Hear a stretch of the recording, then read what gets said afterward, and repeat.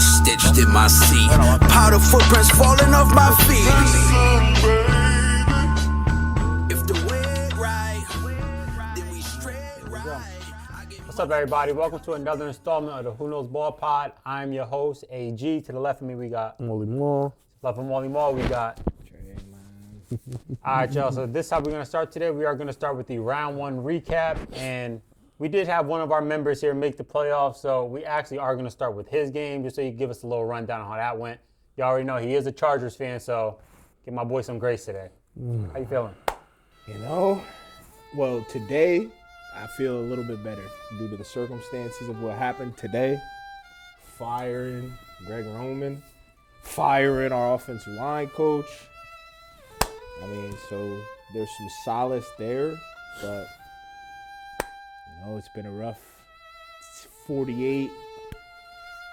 Had a lot of messages, tagged in stories, DMs flooded, you know, there's been a lot of chatter. Unfortunately, my quarterback, my guy, had to lay his third egg in the playoffs, man. Another stinker. Another stinker. Not much more to say about that. Now, I also will say that another stinker from our offensive line may have factored into that. Could have not. It could have just been that nigga's ass. I don't know. Combination of the two, maybe? Combination of the two. Could have been, you know, two storms. I don't know. But I do know that at one point in time, protection mattered. That's all I know. That's all I know. I know that when a quarterback had the worst offensive line in the league, there were, I'm not going to say, we hear what happened. What's the narrative about Josh Allen? ain't got no help. With the best offensive line, the best run game, some good tight ends, and the receivers are what they are, but not enough help, right? Where did Burrow make it with the worst offensive line in the league, Mo? It Super Bowl. wasn't the worst, but it was a bad one. It was a very bad one. What do you categorize as the worst? Because he was the most sacked quarterback by I think 15 that year. So what do you put in as the worst offensive line? As many times your quarterbacks get hurt, hit or sacked? I don't understand. They weren't they weren't a top run team either. So and Burrow's less mobile than Herbert. And Burrow has Jamar Chase and T. Higgins. If your offensive line not helping, then you don't got time for them plays to develop. Hey, right? Yeah. No, I hear you guys. Like I said, it could have been two things. Or just one thing. Or just one. Because one thing remains consistent. Because Herbert's been in the playoffs before, and Herbert's been in the playoffs before without the worst offensive line. One time. Last year he wasn't the worst offensive line either. It wasn't the worst offensive line though. It wasn't the worst offensive line. Sure. We didn't see people go to the playoffs with worse offensive lines. CJ Stroud's offensive line, they had to do a whole retool. He'd been in the playoffs every year. So you could pick and choose when you want to use it and then try to, justify the performance by Herbert. But what I'm not going to do is justify anything. I'm going to call it what it is. Herbert is putrid in the playoffs. There's no silver lining to it or anything. He is horrible. Your defense gives you 3 picks in his first playoff performance. His first playoff debut. Gets 3 picks, gives you a 27-0 lead. Justin Herbert can't finish that game. He can't finish that game. And then the excuse was, it was my coach. It was my head coach. That was the excuse. We got to get my head Staley. Staley been gone for 2 years. Herbert been in the playoffs 2 times when Staley been gone. The second time Herbert was in the playoffs, he threw 4 interceptions. 4, not 1. Not 2. He didn't shrug it off. He didn't come back in the second half and have a better outshowing and out. He threw 4 interceptions. And he lost to the Texans team that had an offensive line that they just fixed this year. Or they try to rebuild this year. So and it's still not good. Exactly. And then, obviously this year, your offensive line was the worst in the league or one of the worst in the league. But with that being said, you played a team that doesn't generate any pass rush. And let's be honest, for the majority of the season, Herbert's been very mobile. Herbert's been able to get away. Herbert's been able to have 40-yard rushing games, 50-yard rushing games, 60-yard rushing games. Where was that? With the same offensive line. This offensive line has been the same. Joe Alt and Slater have been gone. They've been gone. You won games. You won 3 in a row, 4 in a row. You've been beaten up. So the only thing I have to say is there's only one thing consistent with your Chargers playoff losses these last 3 years, and it's Justin Herbert. He has 1 passing touchdown in 3 playoff games. 1. Arm talent, 6'6", rocket arm quarterback, or 2, 1 or 2, whatever the case may be. It ain't nothing special. He has all of these things going for him. He's this super uber talented quarterback. And he seems to never raise his game ever. Or you know what? Put the team on his back for a quarter. Put the team on his back for a drive. Show some dog in where it's just like, all right, bro, everything around me's bad, but I'm going to go get mine. And I'll compare it to even like Lamar Jackson against Tennessee when we were the 1 seed and Derrick Henry ran all over us. Yeah, Lamar Jackson had, I think, 2 turnovers that game, but he had 500 yards of offense. He had 500 yards of offense. He had 500. So you can remember, so it's not about, you know, what you don't have or what you lack of. It's about who's under center and what he's going to do with it. And what he's done. The fact of the matter is he's bad. He's shown us that he hasn't been able to play in pressured moments, play in the playoffs, be anything the Chargers want to see when they get to the postseason and feel good about. Like, I don't know how you go into next year feeling good when you go into the playoffs. There's just no way you can. There's just possibly no way that you can. Because you know, it's like over and over and over again of like, okay, if it's not Herbert and it's everybody else, then let it be everybody else. Herbert, you threw 3 touchdowns with a bad offensive line. Herbert, you rushed for 60 yards. You was trying to make shit. You got out of sacks. You got out of pressure moments. You got first downs on third downs. You did everything in your possibility. Sometimes it's a one-man show in the NFL. Sometimes it is. It's just we've seen it. And we just haven't seen it for him. And it's like, when we talk about the Chargers or specifically Justin Herbert, it's like everything has to be perfect. Or if it's not perfect, it's everything else. It's just not him. Like, we got to do everything to help. I think Jim Harbaugh said, we got to do everything to help Justin Herbert be with. Why do you got to do all of that? You don't got to do that for nobody else. Lamar didn't need that. Josh Allen didn't need that. Patrick Mahomes didn't need that. But Herbert needs all these things to go right. All the offensive line. I need, it was my defense before, and then, it was my lack of receivers, lack of outside threat. And it's just like, again and again, we keep hearing the same shit. But there's only one consistent thing with every loss, and it's Justin Herbert. And the teams that he played, let's be honest, the teams that he lost, the Patriots were good this year, so, I give some credit this year. But like Jacksonville and Houston, and I think that was Trevor Lawrence's first playoff game, and I think it might have been either C.J. Stroud's first playoff game or second, something like it. I don't understand it. It's just, and you can't convince me otherwise until I see otherwise that this guy is a big time performer. And all he's based off is hype. Their opinions right now is valid because to this point, there's nothing to show for it. But me, as a Charger fan and just as an observer of the game, I feel like we fix a couple things will get better. So I understand, but that's for everybody, Trey. Sure. But like, everybody can feel that. But why do you need things to be perfect? Though is what I'm saying. You need to have you need your offensive line to be intact. You got to have your defense to be top 10, which they were. I don't need that, but now that's nice. What I need though is one, my quarterback to be protected. That's it. And then 2, which now we have, but we didn't have, like this defense, this last 2-season defense does not give up a 27-point lead. No matter what the offense is doing, no matter if we could stay on the field or not stay on the field, this defense isn't giving up a 27-point lead. That's what I'm saying. You had a 27-point lead. I'm saying. People would die for a 27-point lead. For sure. I don't even think I don't think most quarterbacks in the NFL will lose in the playoffs with a 27-point lead with as much talent that Justin Herbert has.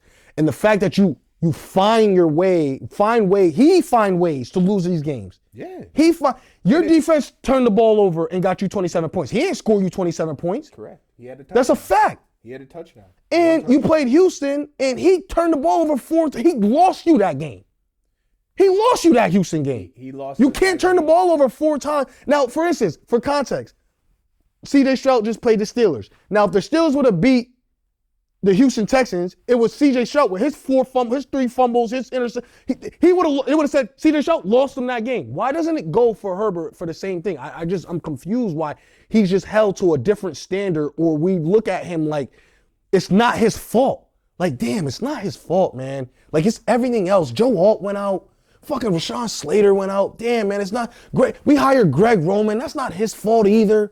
God damn, man, it's just not his fault. The kid can't catch a break. Certain things matter. I don't know, yo. I don't know. But like I said, the performance, as far as it goes with Herbert, all this stuff that everybody's saying is absolutely warranted. It's valid. I think it's gonna get better. I think that Jim, this offseason, we're going to make the necessary changes and things will be different going forward. This was said after last playoff game as well, that Jim is going to make the necessary changes. He brought back Greg Roman. He brought back Bradley Bozeman last year. He brought Mekhi Becton in, who didn't do his thing, so that was a waste. He brought back Bradley Bozeman, which was one of the worst. The worst. So I'm saying, how can you trust Jim to make things better? If those are the things that he brought in. Today was a great start by firing Greg Roman. How do you know that's not on the? That could be ownership that did that, not Jim. It could be. That could be ownership saying with my ownership. We're not having that no more. With the Spanos family, bro, they're not. That's not them. So. Well, definitely a disappointing game by Herbert. Game. One of the lowest QBRs ever in the playoffs. In history. Juwan Jennings has as many career passing touchdowns in the history. And he's ass right now. Obviously, I'm a Baltimore Ravens fan. He's a Dallas Cowboys fan. So our teams aren't shy in the media. And, after your loss, I went, I watched ESPN, First Take, First Things First, all the Wake Up, Good Morning America, and it's just like, I'm missing something. Because it's like, where is the Justin Herbert slander, ridicule, critique, and everything else that comes with being a quarterback in the National Football team, in the National Football League, like everybody else? It's just like we kind of glanced over it. It's like, we talked about it for a segment, but all right, it's over with. And I just don't understand. I really don't understand. And it's like certain quarterbacks get a pass every time, no matter how. Like, I could only imagine if I was in your position with the Baltimore Ravens. But I can also only imagine if Josh Allen was in Justin Herbert's position and did that, had that same performance. And I still think 30 out of 40 it'd be the same thing.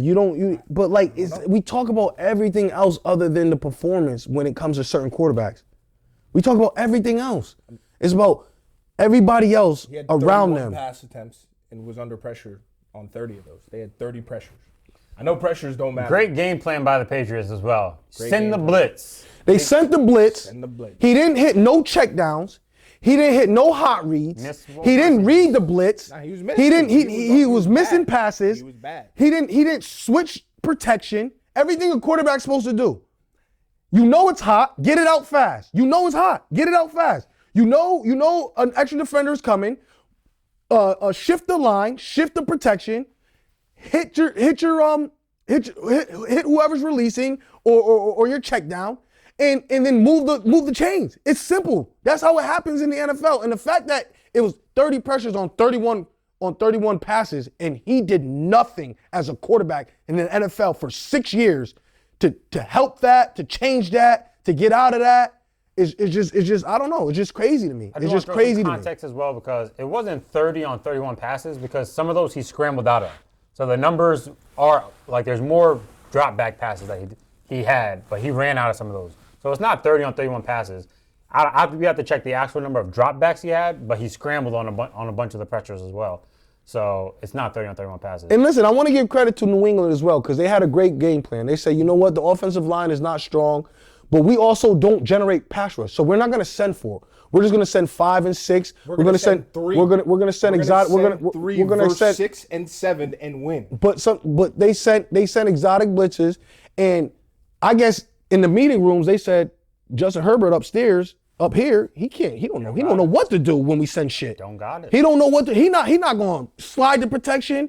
We could creep this. He don't know how to read it. Ask Brian Flores The check downs are there. He not hitting the check downs. He's panicking. So it's almost like the blueprint's out on Justin Herbert. When you put some pressure in his face, he's almost just, he's not gonna do nothing. Well, he was supposed to be one of the best quarterbacks against the blitz, because statistically he beat Flores' blitz. So he's supposed to be one of the best quarterbacks against the blitz.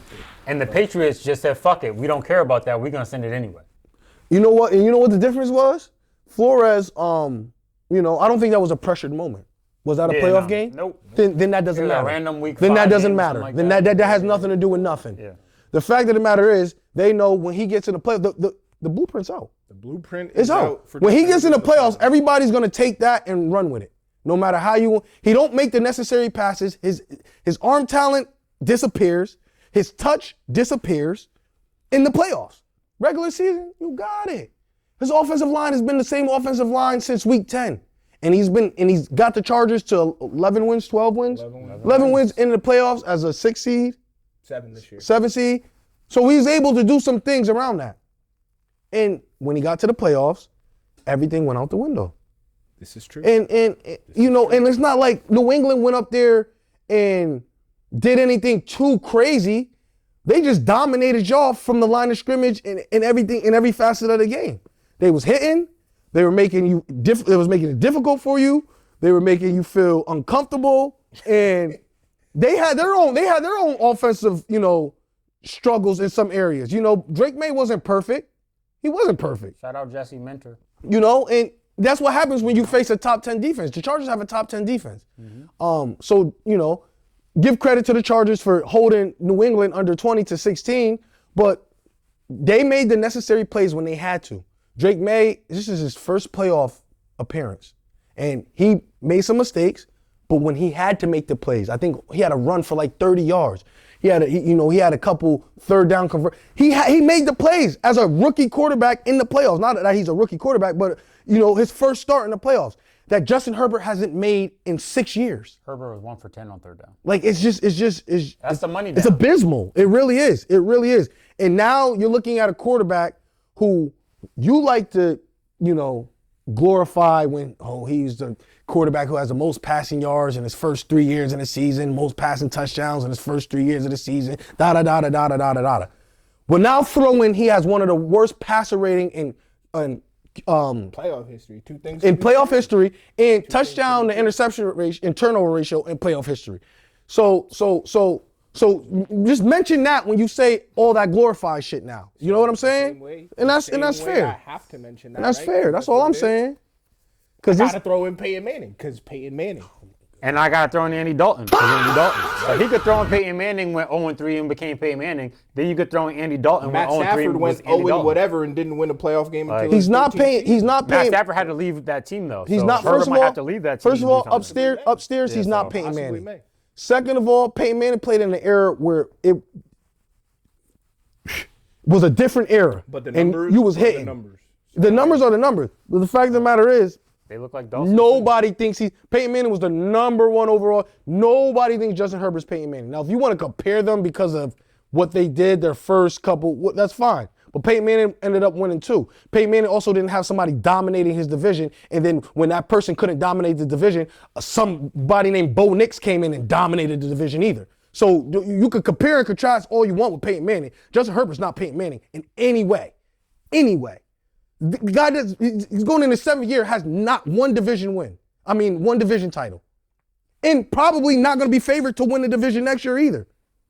So I get it, but man, listen. Hold on, how many times did Peyton win the division before that 6 years? Because niggas not just going to keep using these random Peyton stats. And he's bringing up Bo Nix. Bo Nix never beat the Chargers. It doesn't matter. Bo Nix is a 1 seed. Bo Nix won the division.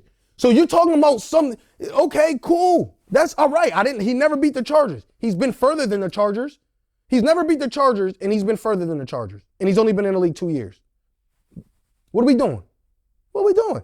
You have to go through Bo Nix in Denver that's at fine. at their fine. stadium to get to the Super Bowl. That's fine. I don't think Bo you'll Nix? ever say that about the Chargers. Or Justin Herbert. We have to go through Justin Herbert to get to the Super Bowl. I just find that hard to believe. Listen, pitch me when it happens, when the reality happens. But until that happens, I'm not believing that. And until that happens, And then Patty Mahomes is still in that they're division. warranted I'm to not feel going that for way. that. Come on, man. Yeah, Peyton was an MVP winner and won his division twice in year 6. Could be more than Come on, twice, man. but it's for sure twice. Then he was MVP winner the next year. Justin Herbert has no All Pros, like no Yeah, he was a MVPs. 3-time All Pro by the 60s. Like So we gotta throw in all. he's those not the other cream of the things. crop of nothing. He's just super talented, 6'6", with a laser arm, and you know that's it. We seen that before, but that don't give you division titles, MVPs, playoff wins, Super Bowl nods. That just doesn't give that to you. What it gives you is something that you can just talk about with your friends that have this type of quarterback, but it doesn't result in anything. It doesn't mustered into anything. So like listen, we all got time, but there's Josh Allen not going nowhere, Patrick Mahomes not going nowhere, Lamar Jackson not going nowhere. Now these new quarterbacks, Drake May look like he not going nowhere. So Herbert gonna have to figure out some shit or something. And in that division, this was supposed to be the year. You started off 3-0 in the division with 3 division wins, and you didn't win the division. Patrick Mahomes and the Chiefs were a shell of themselves, then got hurt, and you still didn't win the division. When are you going to win it? It went Broncos for a while, for I think 2-3 years when Peyton was there, and then it went Chiefs for like 8 years straight, and then going back to the Broncos. Where are you going to insert yourself, bro? Where's the insertion of yourself? No, all jokes aside, I'm serious. I don't even mean to bash you like this because it's a consistent thing. We were 5-1 in the division because we lost to the Texans that then set the Broncos up to clinch.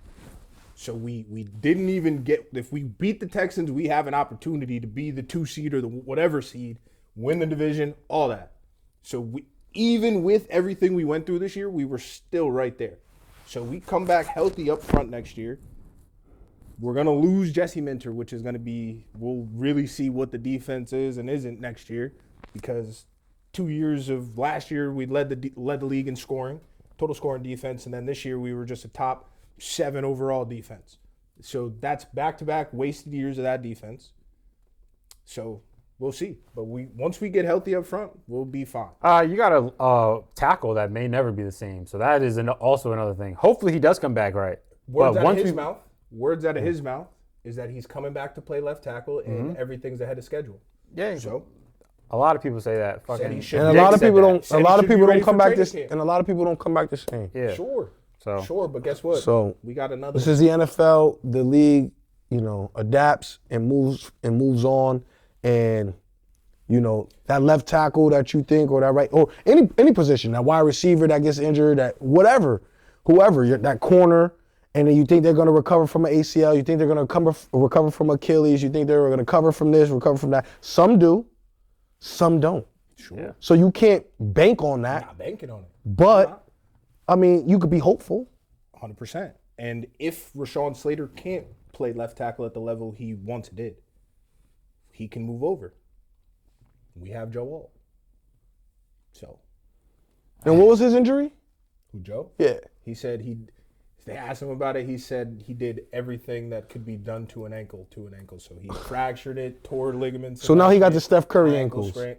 And he's 360 pounds. No, he don't got the. And he has to be, and as a tackle, you have to be light and agile and on your feet, and have to deal with pass rushers and bull rushes. And if he had Steph Curry ankles when he rolled his shit the first time, he wouldn't have came back. I'm just saying, Trey, you're not injured until you're injured, and then once you're injured, you don't know how your body's gonna react to the injury. Not everybody's the same. Now he could come back 100%. I'm not saying he can't, but he could come back 78%, 81%. And that's not going to be what you want it to be. But it's still good, but it's not the Joe Alt that you drafted number 5 overall. You get what I'm saying? Nah, I hear you. So there's a lot of ankle injury though. There's a lot of things you have to. I understand, but ankle injury is not that. Now Slater's injury, that's the one that needs to be. You know what I'm saying? Because that's like a serious injury with a low successful return rate. It's like 52% of athletes who had that return And to he their just form got or paid. better. well, And he just got paid. I'm So just worth getting paid. I'm afraid of when you say everything you could do to an ankle, he did to an ankle, and then think that his ankle gonna be straight. Yeah. You know what I'm saying? Like he's gonna be able to be light on his feet and agile and be able to, be stellar in pass protection and Bro, he's got 8+ months. I understand, Trey, but injuries are injury. Screws are in your ankle now. Things are in your ankle. Now you got to get extra treatment every week. Now you got to do things to. Now you have to. You're catering to that side now that you never had to do. Niggas got one setback in the offseason. And that's it. It's And that's pushed back even it. further. They could. So like, And then now, bank instead of him doing the 2-a-days or him practicing at a high level like he used to do, now he's off on Wednesdays. Now he's off on Wednesdays. We give Joe off on Wednesdays because we don't want to put too much stress on his ankle. Yeah, right? That happens, right? When he's coming back, for sure, but he'll be back to form. I hope so. I hope so. And I hope that line. Slater, that's the one we got to keep an eye on to see if he's back to form. But Joe Walt, with the ankle injury, I'm 100% confident will be back to form. Slater, we'll see.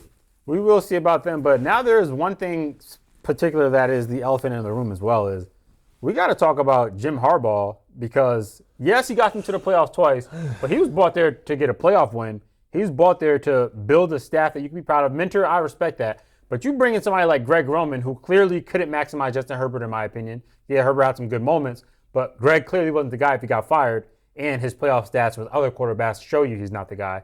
But Jim brought him in. And I think that was that's been Jim's only OC ever in the NFL, so I think that was like a comfort thing. But see, we can't have that comfort shit. Sure, and I think that was a pretty short leash because, honestly, I was expecting Greg Roman to keep his job. So, the fact that we moved on today, bro, like I think that things are going to be different this time. But can we be honest, though? People have gone to the Super Bowl with Greg Roman. People have other teams, like us, Baltimore, have got playoff wins with Greg Roman. So we can't just keep pointing. Do I think he's a great offensive coordinator? No. Do I think he's ass? Yeah, I think he's ass. But do I think he's serviceable where if you have somebody under center that you can get a dub with him? Yes. You could definitely get a dub with him. I mean, Herbert had guys wide open in the scheme. Sure. So, there were guys running open. So, he could have made it work. But Jim, I think, coming into next year, you have to look at him as somebody that's on the hot seat because that's... Listen. One more year like this with a one and done? Nah, you have to look at him as somebody... One and done, you're probably looking at something else. Or you're flirting with the idea of looking at something else because you have to be. You have to. Can Herbert go? He's definitely on the hot seat. Can Herbert go year 7, another playoff berth? He may if be they on the do hot seat right now with Jesse because we have. That's what I'm saying. We're in the same situation as Beemore, but now I don't know if Mike McDonald at this point. I think Jesse Minter may be because he's got 2 years as opposed to McDaniel who did it once for you guys. I think Minter may be a hotter name at this coaching cycle. I actually disagree because Baltimore's defense was way better. They had the Triple Crown defense, but they also had better pieces. They may have had better pieces, but you had a top 10 defense, which is great, but they had a historic defense. Yeah, but I think the reason why the buzz is so great around because of who he's doing it with. Right. I get that. I completely get that. But hey, we definitely will see. I think it's McDonald, but it could be Minter. A lot of people hate on Minter. I think Jim is the guy that could be, get us over that hump. But seeing the way things have transpired in the league, you have to wonder, do we make the move and keep Minter in the building rather than let him go be somebody else's head coach? That's just, Jim's only been there 2 years, so they're definitely not going to get rid of him. Right. So, I don't think you're an organization where you're just hell-bent on you know what's right is right and what's wrong is wrong, and we're going to pull this for our organization because, we dare to be different. We dare to, I don't think that's take a risk because you can't. Because you just can't, unfortunately for you guys. So, I think Jim Harbaugh is a good coach. Yeah. I've seen him win with lesser talent quarterbacks, but obviously more talented rosters. But, at the same time, he was in a very competitive division too when he was winning. He had to go up against Seattle all the goddamn time. And Marshawn Lynch and the Legion of Boom and holding his own with receivers like Crabtree and shit. You get what I'm saying? I'm just saying. It's not like we're not gonna act like Colin Kaepernick had all these weapons when he was, playing quarterback for the San Francisco 49ers. Jim found a way to maximize that team, maximize Colin Kaepernick's talents, and then be successful. I think he was in like 3 NFC championships with that team. I think that was a different time too, though. It was a different time, but that's why you bring him in, though. No, yeah, he just won a championship at Michigan. Mm-hmm. You bring him in. We have Herbert in place. All we need you to do is unlock Herbert. And in my opinion, he hasn't been unlocking Herbert. I don't think he could be unlocked. Oh. I don't think he could be unlocked. There's nothing to unlock. That's a different. There's nothing about Herbert that scares you.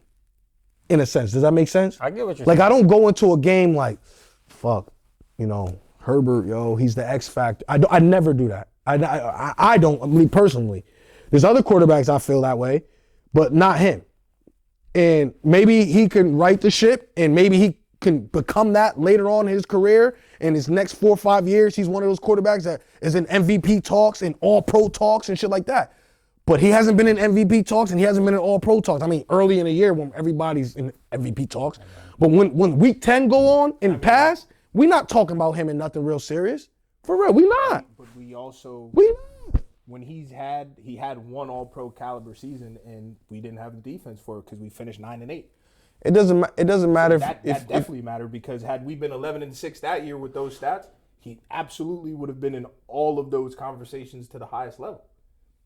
I think Herbert, with time, is actually one of the best quarterbacks in the league. And you can say that about a lot of quarterbacks. You're better with time. A lot of people. But I think Herbert is one of the best when he has time. And in that one of the best, there's only about 4 to 5 other guys that you're going to bring up with, like, if you protect this guy, give him real protection, that's when they can go carve up some shit. And I know that you also have to say, shit is not always going to be perfect. You're not going to have time. You have to diagnose shit. Even with a great line. Yeah, even with a great line. You got to diagnose shit. You got to read the defense. You got the slide protection like you were saying earlier. And if Herbert isn't doing those things when shit is not all perfect, then that's where the downfall goes. We've seen him do it. I just haven't seen him do it in the playoffs. Right. And that's the issue. But no, it's okay. We haven't seen him. Hey, that's the issue.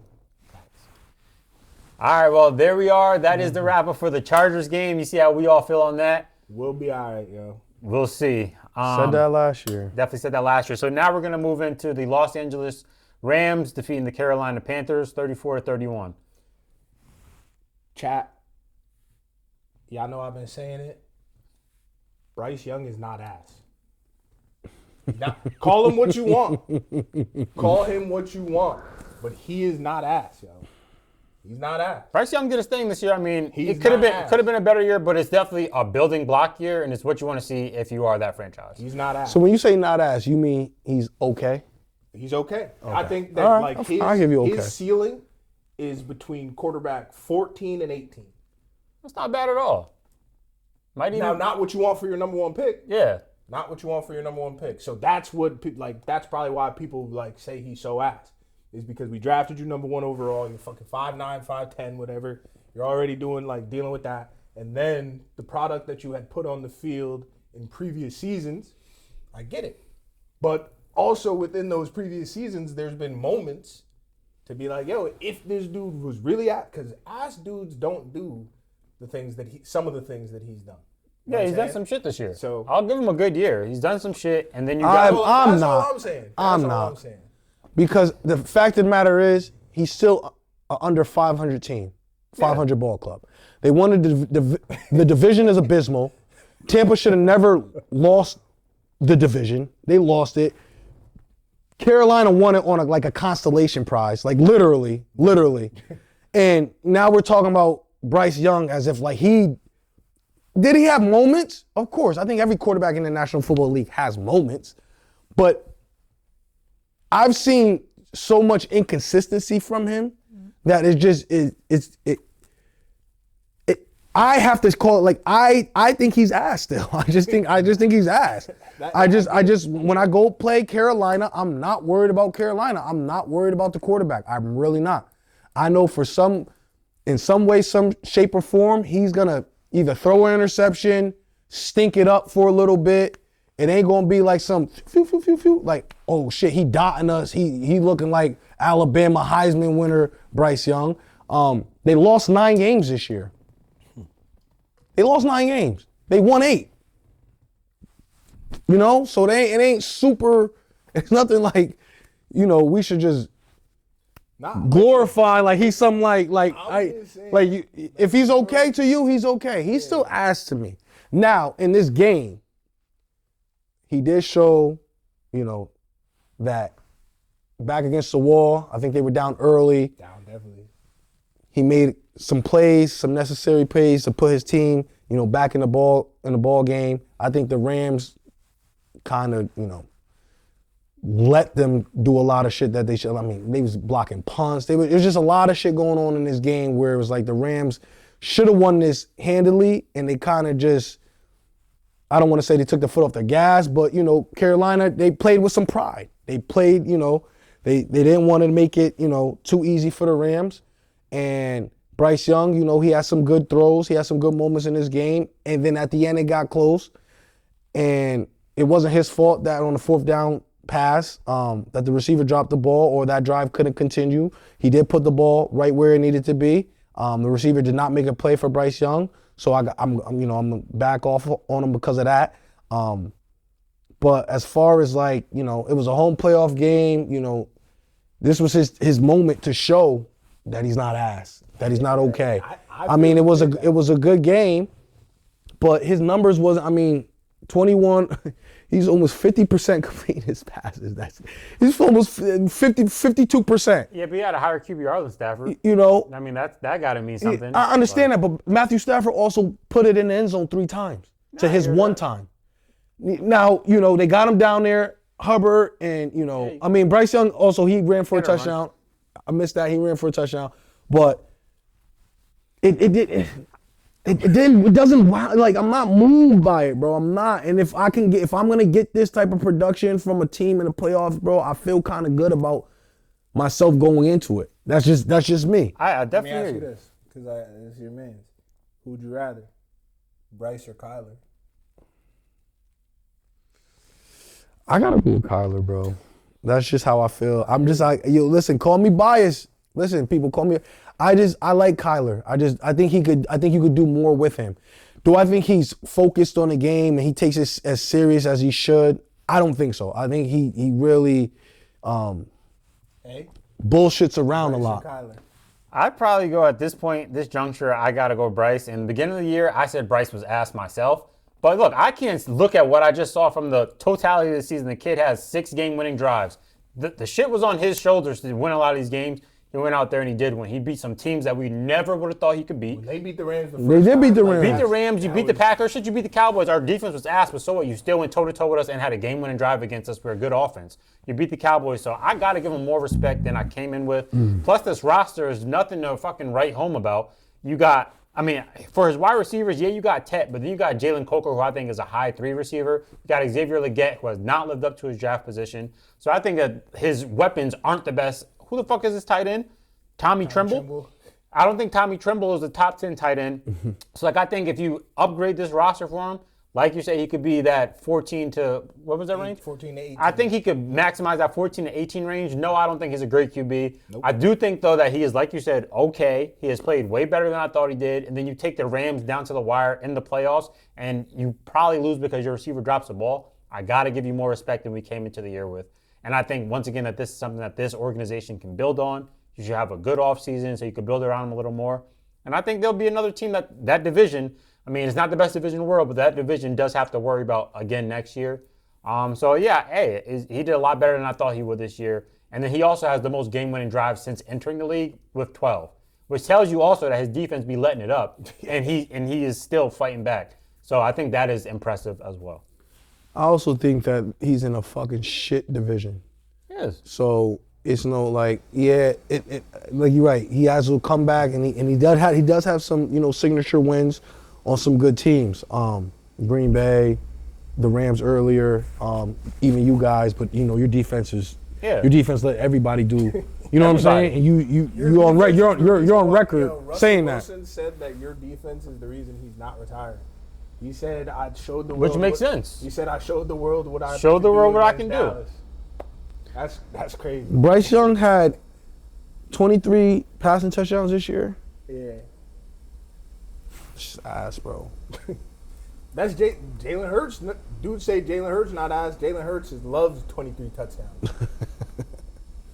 But he puts up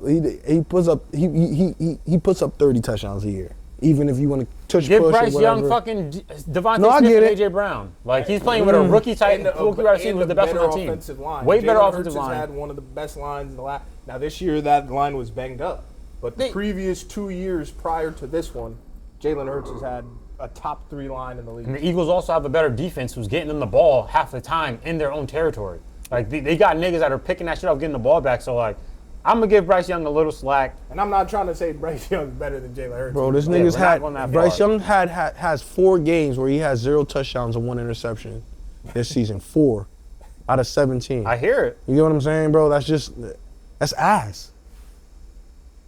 Yeah, I got him as an okay QB. Started the year. You really like? I don't like Bryce Young. No, I'm he's saying an okay QB. He's beginning of the year he was ass to me. If you could have Bryce Young or Kyler both focused on your team. Both focused. You gotta do that with Kyler. Both focused. See, if you gotta say my quarterback needs to be focused, then I don't want you as my quarterback. Yeah, you stink. You be on dumb shit. Listen, man. I seen Kyler do some shit though, but he's I haven't done seen him do some shit. Kyler started out 11-0 and he went to the playoffs too and had a shit playoff performance himself. But I just think Kyler's more talented as well than Bryce. The Chargers page, yeah, you see, down there, you see what Slater said. Yeah, fuck out of here. We off the Chargers, man. I think everybody says that. I'm above schedule. I see Michael Parsons. He's above schedule. I just seen Fred Warner on the field. He's ahead of schedule. Yeah, everybody's ahead of schedule. Fred bro. said if they make it, he's gonna be back. Somebody said his shit gonna fall off the ball. He keep playing around. He's bugging. But Slater, I think the timing of that is perfect for him to be back. Yep, we'll see. And shout out to the Rams and Matthew Stafford. I think there was a quote in the media that he said to Devontae Adams or the whole offense, like, let's go rip their hearts out. Let's go take these guys' hearts from them or something like that. And he went down and he scored a touchdown. And that's just that competitive edge that you got to have, that you want from your quarterback. Like, yo, fuck these guys. Let's go do it. Let's get the fuck out of here. And, even when things are against, even when everything's against you, they had a lot of momentum. The Panthers did at that point, and Matthew Stafford didn't fucking blink, and he went and he attacked it, and he did what a veteran quarterback should do, and who I think is going to be MVP of the league. Same, agreed. So I did expect to see more from the defensive side of the ball. I also think that that was a letdown. Yeah. Puka is inserted in. Well, I already said it before, about. I think Puka is past Justin Jefferson at this moment, but I think that Puka has inserted himself into that Jamar Chase, Justin Jefferson, and Puka Nacua, then it's everybody else. You think Puka's better than Justin Puka is not Jefferson? better than these niggas in man coverage. There's film out there of Puka dicing niggas up in his zone, but when you have him in man coverage, he's not doing what Jay Jettis does. He's not doing what Chase does. So he's not doing what Lamb does in man coverage, nigga. So, yes, he's tough, but he finds great spots in his zone. He's good at contested catches. He could be. He's great. He could insert himself into the top 5, but we know who the best receiver in football is. It's Jamar Chase. I think it's Justin Jefferson. I think it's Jamar. I think Justin Jefferson has had shit at the quarterback. Who has his quarterbacks been in Minnesota? Like, realistically. Kirk Cousins and Sam Darnold and J.J. McCarthy. Like, bro, who are these guys? And then you're going to tell me Chase is better than him, and you're going to tell me who Chase had. Come on, bro. Cut it out. Because I can only imagine if Cincinnati trades Joe Burrow to the Minnesota Vikings, what the fuck Justin Jefferson would look like. And then I don't think it'd be a doubt on anybody's mind who's the best wide receiver in the league. That's just what I'm saying. I think also what has to go into this is, bro, Matt Stafford is going to get his wide receiver one the ball. For sure. He had Kupp looking like the best receiver in the league, and Kupp was not the best receiver in the league. But he triple crowned. Listen, when Matt Stafford. Matthew Stafford has a lot of money. I mean, obviously Megatron's Megatron. Yeah. But Matthew Stafford's going to make you look good. Galladay was looking tough. Like, Kenny Galladay got paid from the Giants. I'm saying, so Matt Stafford also has a factor into this equation, bro. He gonna feed you the rock, and he gets you the rock at the right time. So now that's not saying that Puka isn't tough. He's in my top 5 as well. I think he's in. But to say he better than JJ is just blasphemy, bro. That's just crazy. You see what JJ had to work with you see what he has to work with, bro, and then. It's a down year, and you're like, yeah, this dude's better than JJ. What? I said, what? I'm taking him based on right now, because coming into the year, I didn't feel like that.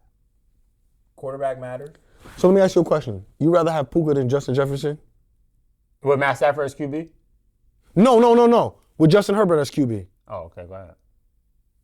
Stop playing around, Trey. You playing. Stop playing. I don't want to hear your answer because you take it too long. You playing. You playing around. Because it's you playing around. It's definitely a thought. Like the shit that Puka has done, regardless of whether it's against zone or whether it's against man. It hasn't been good against man. Not many niggas have done what he's done. Yeah, it's been against zone. So Justin Jefferson has done everything Puka has done. He has. And more. That's why I said so what are we Puka arguing has about? himself because it was Jamar Chase and Justin Jefferson and then everybody else. I'm saying Puka has now put himself in that tier of being. I really need Justin Jefferson to get a fucking quarterback, man, because it's just he's gonna die over there, even bro. without that, is still in that. He's on that shelf. I didn't say he fell off a cliff. Nah, I put Jefferson on another shelf too. Come on. Salute to Puka though. He's still in my top 5. I like Puka. Yeah, he's still but in like my top 5. we get a little bit carried away here, a little bit. Salute to him, nigga tough. But hey, good win to the Rams. CD tough too. I'm not. Yeah, it's all right. It's all good. Might be a new sheriff in town over there, though. Hey, that's my dog, Pay Pickens. But salute to the Rams. Panthers, in my opinion, a better season than we all thought. I'm pretty sure they hit their over total. Then you make the playoffs in the division. Bryce, man. Good year. So now we're going to move on to the Green Bay Packers, fumbling the game to the Chicago Bears. How we feeling, boys? Tommy. The NFC Ravens. Tommy, man. These motherfuckers will blow a fourth quarter more than... Listen, the Green Bay Packers are... Let me hear it. They're just disappointing because they shouldn't be in these type of situations, but they find themselves in these type of situations over and over and over again where they're dominant. I mean, I looked at that game. I think it was like 21-3 at one point. Yes, going into the half. Like, it's like, that's sad. I don't understand these big leads that are given up in the playoffs. 25 in the fourth. To teams that are... This is their first time in the playoffs. Ben Johnson's first time as a head coach in the playoffs. Caleb Williams, first time in the playoffs. And he's looking like the plays he made down the stretch, that fourth down throw he made. It's going to go down in history, bro. That throw was beautiful. It's just, and listen, the Packers kicker sold him. We're going to be honest here. He sold. He sold. But just watching that game and just watching the momentum just switch let's be honest, the Packers defense sold too. Sold 25 points in the fourth quarter. It's like you can't make this shit up. You honestly can't make this shit up. And for some reason, they find themselves in the same sort of position where they're scratching their head like, how the fuck we lose this? How the fuck we get out of, how the hell did we not win this game? Yep. They was in total control of the game. I think Matt LaFleur, he has to, take a lot of the blame for having his team up this much and not, closing the deal, bro. Didn't they go like 3 straight punts or something? Like they had one rush yard after the second quarter, I'm pretty sure.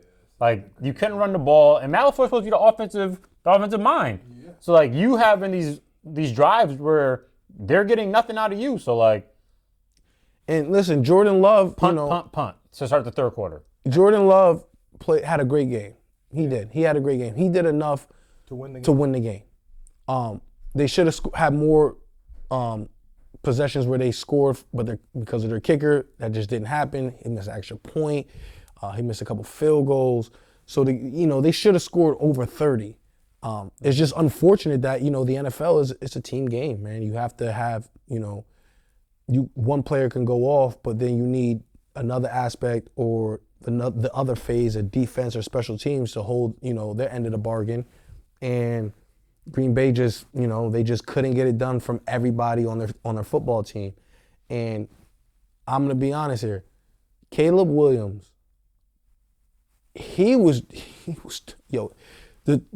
throws he was making and the plays he was making over and over and over again to claw them they way back in this game. You just got to tip your hat. You got to give credit, to a dude like that. Caleb Williams' performance Saturday in his first playoff game. That was the Caleb Williams that was advertised. Yes. You know what I'm saying? Like, this was the guy who's next, generational talent, the next Mahomes, this, that. Now, I'm not saying he's the next Mahomes because, that's 101. But just from a play standpoint, the type of throws he was making, now he always has been really good at extending the play. So that's like what he does.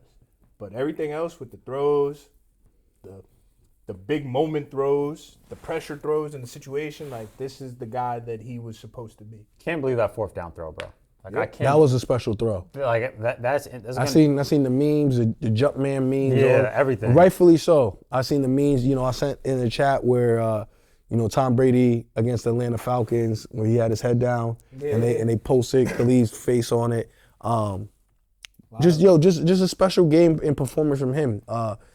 They've had a lot of comeback wins this year too. So many. Ben Johnson. Speaking of unlocking quarterbacks, I think we're witnessing somebody get unlocked right now. And I also feel like when you're in, the playoffs and you have I also feel like Green Bay was, even though they were the lower seed in the away team, they had more pressure to win this game than Chicago. Sure. Chicago, they playing with house money. You're not supposed to be here. It's everybody's first year here. Like, if we lose, nobody's gonna, kill us. Everybody's gonna congratulate us on just being here because we had a great season. And Green Bay is the veteran team. Matt LaFleur's been there like 5-6 years now. Yeah. And he's been in the playoffs over and over with Aaron Rodgers. He's been in the playoffs with Jordan Love the last couple of years, and he seems to not be able to definitely can't close out games. Win the games he's supposed to win, or put that team over the top. And that's what you want from your head coach. So I see that they're going to keep him for another year, or they're thinking about extending him.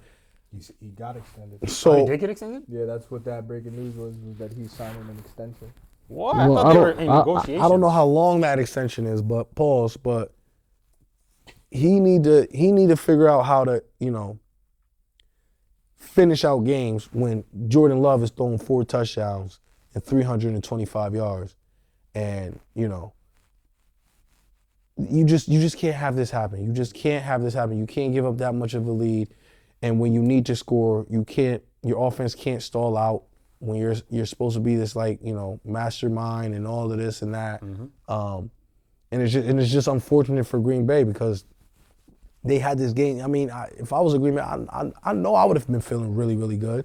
And then I would have watched a 25-point fourth quarter hit my ass like like, what the fuck, bro? Like, this is crazy, bro. Like, 25 points in the fourth quarter is insane, bro. Insane. And as a head coach, that falls on you. Obviously, it falls on the defense as well, but, like, as a head coach, that falls on you. Like, 25 points in the fourth quarter, that's almost impossible to do. But they did it.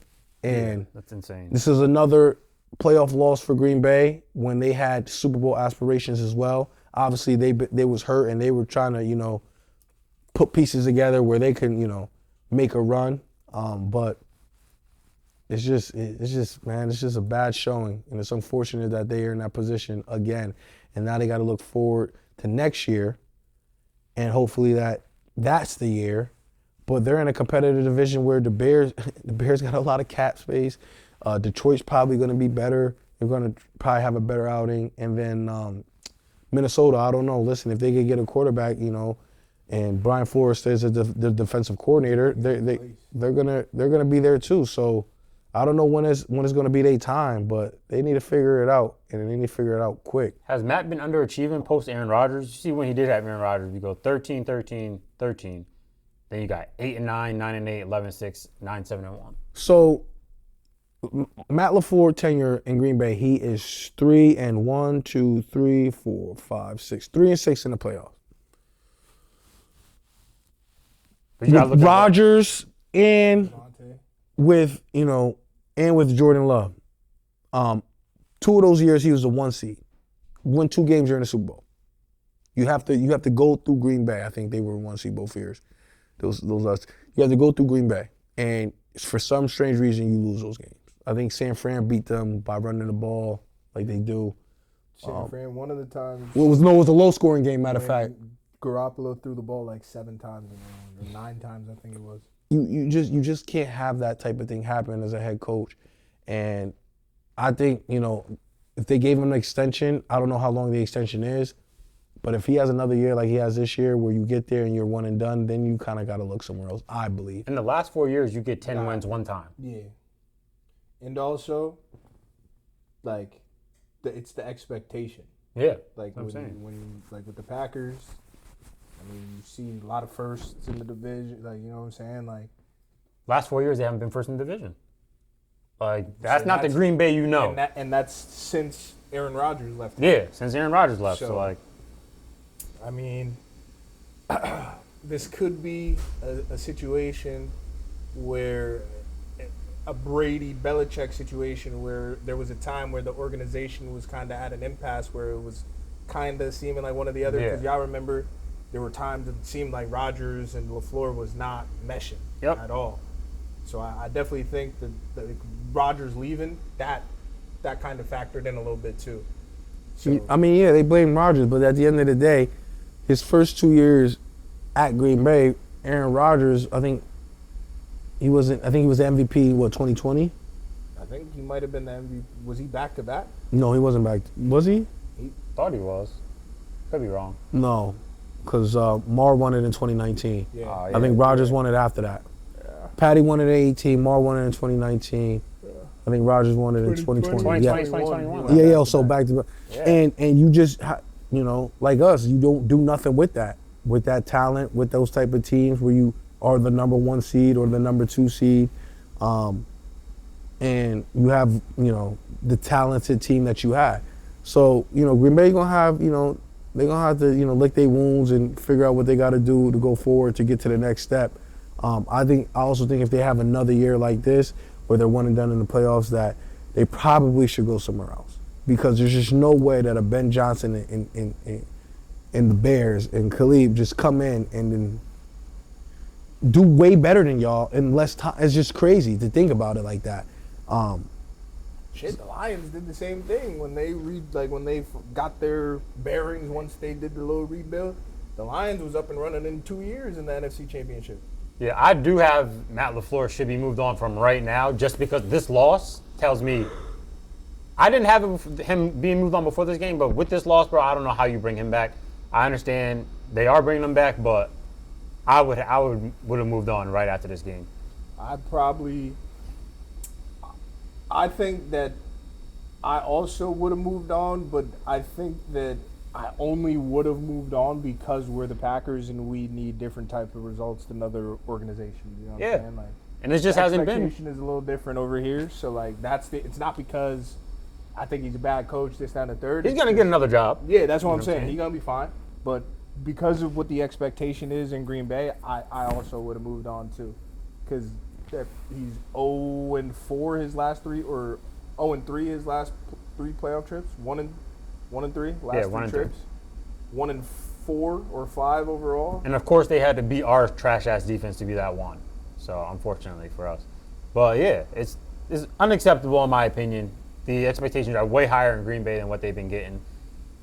And I don't think Matt's the guy for it anymore. I think you kind of see the ceiling there. But shout out to the Bears, though. A hell of a turnaround, hell of a year. You guys are still fighting. Caleb, hell of a game. Well, second half, when you went back. But Ben Johnson, take your field goals, too, yo. Take your field goals, man. You don't need to go for it every 4th down. Just put where he came from. Who's he off the tree from? Dan Campbell. Ah, yeah. What am I even thinking? Of course. Well, good win, though, Bears. Green Bay, better luck next year. Now we're going to move on to the Bills beating the Jacksonville Jaguars. Might be Josh Allen year, yo. That's how we feeling? Josh. Might He made the plays necessary to win. He didn't turn the ball over. He had a high completion percentage, and he went into a hostile environment where I looked around a lot of the national media thought Jacksonville was going to win this game. I thought Jacksonville was going to win that game. I didn't think Jacksonville was going to win this game. I thought after ETN scored that last touchdown, I thought they were going to win that game. The difference between, certain teams in the NFL is the quarterback. It's just a quarterback, and it showed when Trevor Lawrence got the ball last. Disgusting. And he forced it to a receiver that was covered, tipped in the air, interception, game over. Now, we're not going to say Josh doesn't do that, but in the postseason, Josh doesn't do that. He's actually very, very safe with the ball. He's very, very efficient when he gets to the postseason, and all the guy does is score touchdowns when he gets to the postseason. You can count on him, and usually it's not him, it's somebody else who messes up in the postseason for the Buffalo Bills. But this was a good game. It was, started off a little slow, but then it got going in the second half. I want to give Jacksonville a lot of credit because, they made enough plays to win as well. Josh just came down after the ETN touchdown, scored a touchdown of his own. I think Josh had 1 passing, 2 rushing, 2 tush pushes, but whatever. And when the ball was left in the other quarterback's hand, the other quarterback made a mistake that Josh didn't make. And that's just what it came down to. Literally. Buffalo, for me, is my favorite to go all the way. I just think the NFL just has, I think it's just better if the NFL has them in it than anybody else because he is one of the top quarterbacks in the league, and you do want to see him on the biggest stage. But he's definitely going to earn it, and he definitely earned this win. It didn't look as promising as it looks now during that game. Like you kind of like, oh, well, Jacksonville just scored late again, and it's Buffalo gonna come down to score. Josh, real quick, hold my beer, come down, score his touchdown, put the pressure on the other team, and they weren't able to, step up to the plate. This Bills defense going forward to next week, this Bills defense, they're not. This is gonna be an interesting Bo Nix test next week because this Bills defense is nothing to write home about. They're solid. I agree, but they made Trevor Lawrence look like shit, bro. There were some throws out there. I was like, bro, what the fuck are you doing? No, I think that's just a little bit. I know Trevor's been great this year. Yeah, been you think that's just him? But I think that's more than. I think it's more of Trevor Lawrence being Trevor Lawrence than what the Bills were doing defensively. Yeah, bro. I feel like we're gonna get in certain quarterbacks. We know this is we're gonna get one of their moments. Yeah. Like you said about Phillip Rivers, like you said about Phillip Rivers, it's coming. Then listen, don't worry about it. Just finish watching it. History is proven with certain people, certain things are gonna happen. Like right now, we know in the playoffs, Justin Herbert gonna be ass. Unfortunately, right. And I'm seeing Trevor is missing guys. I also believe that Buffalo should have ran the ball a little more. This game with James Cook. Shout out to the Jags. Now the Jags defense, they was getting. It's tough to sack Josh Allen, even when you're getting home, getting pressure. It's tough to actually get him down. But they was muddying shit up. No, I think they have one of the best running defenses in the league, Jacksonville. Yeah. Definitely. So they came to play and they held Cook. They had Cook under 50 yards rushing, 15 attempts. But it was Josh, man, 28 of 35. Yeah, I'm taking that. You know what I'm saying? I'm definitely taking that. 273, 8 yards per pass average, 7.8, a touchdown, no interception, clean sack 1 time, clean. And then Josh had the one sack he took was his own fault. That's why it's a loss of 12 yards. Because that nigga be doing weird shit sometimes. But, then he had his 11 for 33 yards. 2 touchdowns, like I said, 2 tush pushes, and his band of receivers ain't nothing crazy either. But Josh, Brandon Cooks, he found a way, and I think Brandon Cooks is an underrated pickup for them. Mm-hmm. He's just a veteran who knows how to get open, who's had playoff experience, who's had Super Bowl experience, that can help them, go where they need to go. So I think that's an underrated pickup as well. Boy, still got it. Buffalo, that was my lock. They handle business, and they're moving on to Denver. Definitely, and I need Trevor Lawrence. I like Parker Washington a lot. He's been tough this year, but you gotta feed Brian Thomas and Jacoby in this game too, bro. Him and Brian Thomas are just not in sync. Yeah, but I think Brian Thomas, like the way I speak about Garrett Wilson and how dudes need to go get him, I think somebody like that relationship. I think something ain't right. Two targets in a playoff game. Yeah. 2 catches for 21 yards. But like the Jacksonville media was questioning his toughness and stuff this year, with him like being scared to catch balls over the middle and all that stuff. So like hospital balls though. Okay, like 100%. Nah, you should still catch those. I'm not gonna make no. You definitely should still catch those. But you also gotta like help out your receivers. Same way you gotta help your quarterback out as a receiver. Your quarterback has to help you out, throwing you open and things like that. 1,000%. But I definitely think the Brian Thomas Jr. thing, I think that it may have run its course over there. They just brought in Jacoby Myers as well, and then you got the emergence of Parker Washington the last few weeks. I think that, and then you got Travis Hunter coming back. I think that Brian Thomas's time may be numbered. So you think Travis Hunter should be full-time wide receiver? I do. I do too. Me too. I agree. Enough of that two-way defense shit. shit, right? I think that or just special packages, maybe 5 wide receiver sets if we're losing, if we're, what I'm saying, shit like that. We really need to get you. What made Travis Hunter or makes Travis Hunter so special as a defender is his ball skills, which he has gained from being a receiver. Yeah. So. Yeah, I definitely got him as a receiver, but that is a great win for the Bills. I also, in the AFC side, have them as the favorite going to the end. Once you have a quarterback like that, it overpowers most things. So I do have them going all the way in the AFC. Good win, though. Jacksonville, see what y'all got next year. Now we're going to move on to 49ers and the Philadelphia Eagles. Oh, hey, how you feel about this game? Because I know these your rivals, your division rivals. I mean, how I feel about this game is this is shit that we've been talking about all year with the Eagles. Like, it's unsustainable with the way they play these close games. You got Hurts, who doesn't air the ball out enough. Then you have wide receivers who are being divas that's not stepping up in the moments they need to.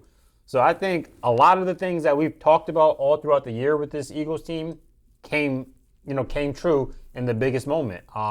Hurts, 168 yards, and I'm pretty sure for the first half he may have like 80. Like, I need my quarterback airing it out more. Now, yeah, they had a bunch of rushing yards with Saquon, but I just didn't see enough. The other side of the ball, you got Brock.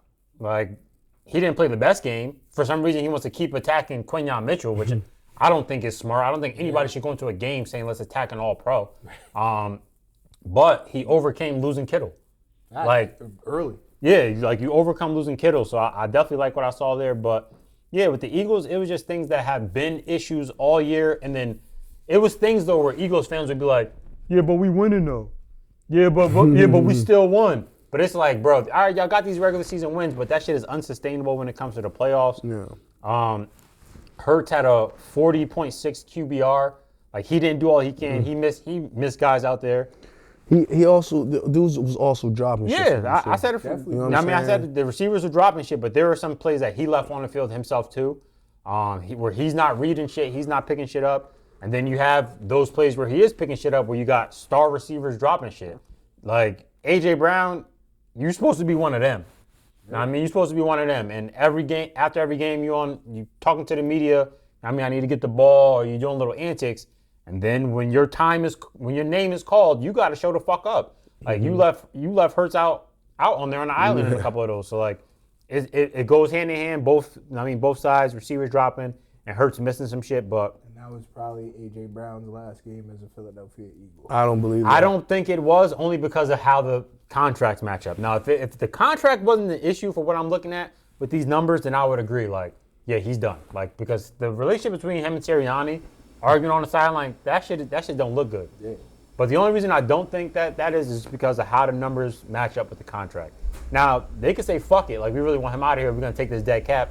We got all we can out of him. We won a ring with him. Now it's time to let him go. But I just don't think that Howie's going to take on all that dead cap.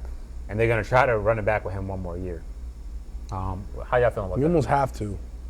Right? Because you're in that position. I think you gave him a pay raise last year, right, or extension last Yeah, year or something like that. So you got to rock. You didn't think that the relationship with him and the head coach was sour. You didn't think he would be this much of a headache and a problem because he wasn't that the first. I mean, obviously they had different offensive coordinators and he was getting his looks and he was getting his catches. When you're not getting your looks and you're not getting your catches, and you want that, and it's no longer about the ring and it's no longer about winning games. It's more about you and your individual performance and you wanting to get into Canton and you wanting to be an all-pro. This is the type of guy you're gonna get, unfortunately. And I was speaking with somebody because I said something in the chat about, potential landing spots for AJ. And I was actually speaking to Kev City, and I said it to him, and then he was, he talked about the cap, and I was like, you know what? Honestly, I honestly wouldn't even want him, because I said if he doesn't want to win, then I can't use him on my team. If it's about him and what he wants to do, statistically, I can't use him on my team because sometimes you're not gonna get the looks, bro. But we may be blowing teams out 40 to 20 or something, and like that should be enough to fill your cup where you're happy and you're like, you know what, we got a dub. Yeah, I got 2-3 passes. I don't feel like I was involved enough with all, but we got the dub. Yeah. And I just don't see that from him. And I think teams should be wary of bringing a person like that into their locker room because yeah, we know that he's talented. We know that he's a great number one wide receiver. But what you also know is that he's could be cancerous to the locker room. He can have these, type of rants to the media about how he's feeling or why, he doesn't seem involved and his demeanor's change and things like that because he's not getting the ball and he's not making the plays that he wants to make. Because I honestly think a guy like that, I think if A.J. Brown had 10 catches, 200 receiving yards, but the Eagles lost by 40, he would think, it would still be a good day for him. You get what I'm saying? I did my thing. Yeah, and I just think that's weird. I just think that's weird in the ultimate team sport where you want to win. I don't know how you won a Super Bowl last year. I don't know how you've been to 2 Super Bowls, losing one then winning one, and you turn around and feel like me. Like, damn, bro. Like, that Super Bowl didn't do nothing to you. That shit didn't make you feel like you want another one. That shit didn't make you feel like, you know what? I'm just going to, accept the role this year, tolerate not getting the passes in my way as long as we're winning. And it's unfortunate. And I don't know what I think the team that bring him in is like the Browns or the Reds, teams that aren't really serious about winning, bro, and would bring him in just for the targets and for the looks. If I was like Arizona, I would probably go get him or some shit. Just pair him up with like Marvin Harrison Jr. and Kyler and see because that's all that they not going to win. They're not going to win. So you might as well just get the targets. So if that's all he wants, but at the end of the day, they got bounced. San Fran was doing all types of shit, trick plays. Jawan Jennings throwing fucking touchdowns. Purdy had 2 turnovers. McCaffrey had 2 touchdowns, receiving touchdowns, and San Fran was beat up, and you weren't able to take advantage of this team at home with the roster that you had. And obviously, the roster they have. Jalen Hurts missed a lot. But then he had a lot of drops too, even from Devontae Smith. Just certain balls you just gotta catch just to help your team out a little bit, especially in a playoff game, which we're accustomed to seeing from the Eagles. Like they've been in the last 2 Super Bowls, so like this is strange to see. But like we said, it's been going on all year, and then when you get into the playoffs, it doesn't just change. You actually are who you were the entire year, and then who they were a team that looked like they had a little dysfunction and. The head coach and wide receivers are arguing on the sideline, and Saquon Barkley is, not really looking like the Saquon Barkley of last year. And Jalen Hurts is, not throwing the ball downfield, not, putting pressure on the secondary. And I do want to say, you lose a game like this. A question. So Shady on the Speakeasy show said that he spoke to people in the organization, and because people were asking him, why don't they, get exotic and play calls and shit, switch it up to kind of scare the defense, why you don't do emotions like you should. And he said that he heard from in the organization that it's because Jalen doesn't like that. It's because Jalen doesn't work well with those exotic looks and shit. So is that holding them back in some way? Well, Probably say he's hating and all that, but I think there's definitely some truth to that. He's typically a Jalen Hurts defender, so that's why I think it's some truth. He's not Jalen. Well, not everybody thinks this, but I think that Jalen Hurts is not one of those types of passers. You know what I'm saying? Excuse me. But was he that type of passer when he had Kellen Moore as the offensive coordinator? Was Kellen Moore's offense vanilla? Was it not exotic? Was it not? You get what I'm saying? It was more. There was definitely some. Because he. So I get what Shady's saying, but I seen Petula. I don't think Petula was a great offensive coordinator, but then I've seen him with good offensive coordinator like Kellen Moore, where he has. We see what he does in New Orleans with Tyler Shaw. So I've seen Jalen succeed in certain areas with good OCs. So I just don't agree with Shady to that point where he's like he doesn't like that stuff. Shady said that he also, speaking to Kellen Moore point, that Kellen Moore had to tailor it to what Jalen liked. So it wasn't completely Kellen Moore's offense. Like he had to work with Jalen to kind of tailor it to kind of a less exotic, dumbed down offense for him. Because I mean, it wasn't really like their offense. It wasn't like the Lions' offense under Ben Johnson. It was just that they were taking shots. It wasn't even like ours when we had Kellen Moore. Yeah, it was just that the Eagles were taking shots. Like, they was going to throw that bitch up to A.J. Brown. You knew that. And then they was also going to throw that bitch up to Smitty. Like, a few times a game, you could book it, that those things were going to happen. This offense under Petullo, I mean, you knew that it was Herbert. You knew that Hurts, was going to throw for about 165, 180, somewhere in that range with a touchdown or two somehow. But that's what you could book. Whereas before, he would be at the 270, maybe 300. Maybe 30 something more because they're just taking those opportunities. Yeah. And this just goes to show as well how hard it is to fucking not just win a Super Bowl, but to get to a Super Bowl. And to try to go back to back with winning this shit is hard in the league. So a lot of the fans were like just came into the season thinking like shit was sweet. They were gonna get back. I mean, we running it back with mostly everybody.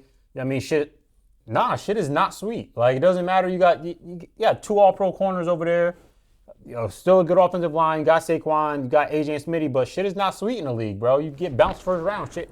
Just like that. You was last year champion. So it just goes to show how hard it is in the fucking league. And also coaching matters because Shanahan is doing his fucking thing with the 49ers, bro. Unbelievable. Like, coaching fucking matters. Kyle Shanahan's my coach of the year this year. And I know playoffs don't. Yeah, playoffs don't matter.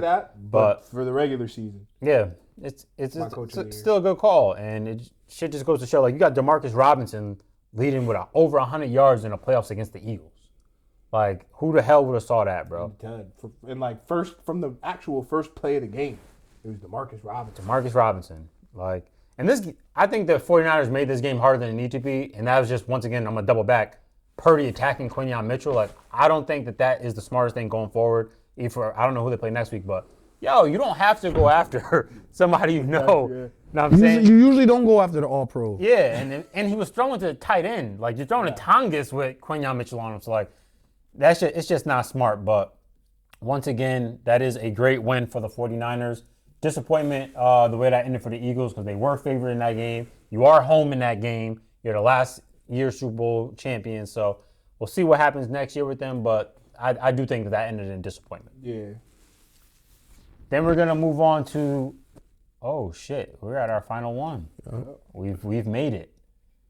We got the Houston Texans defeating the Pittsburgh Steelers 30-6.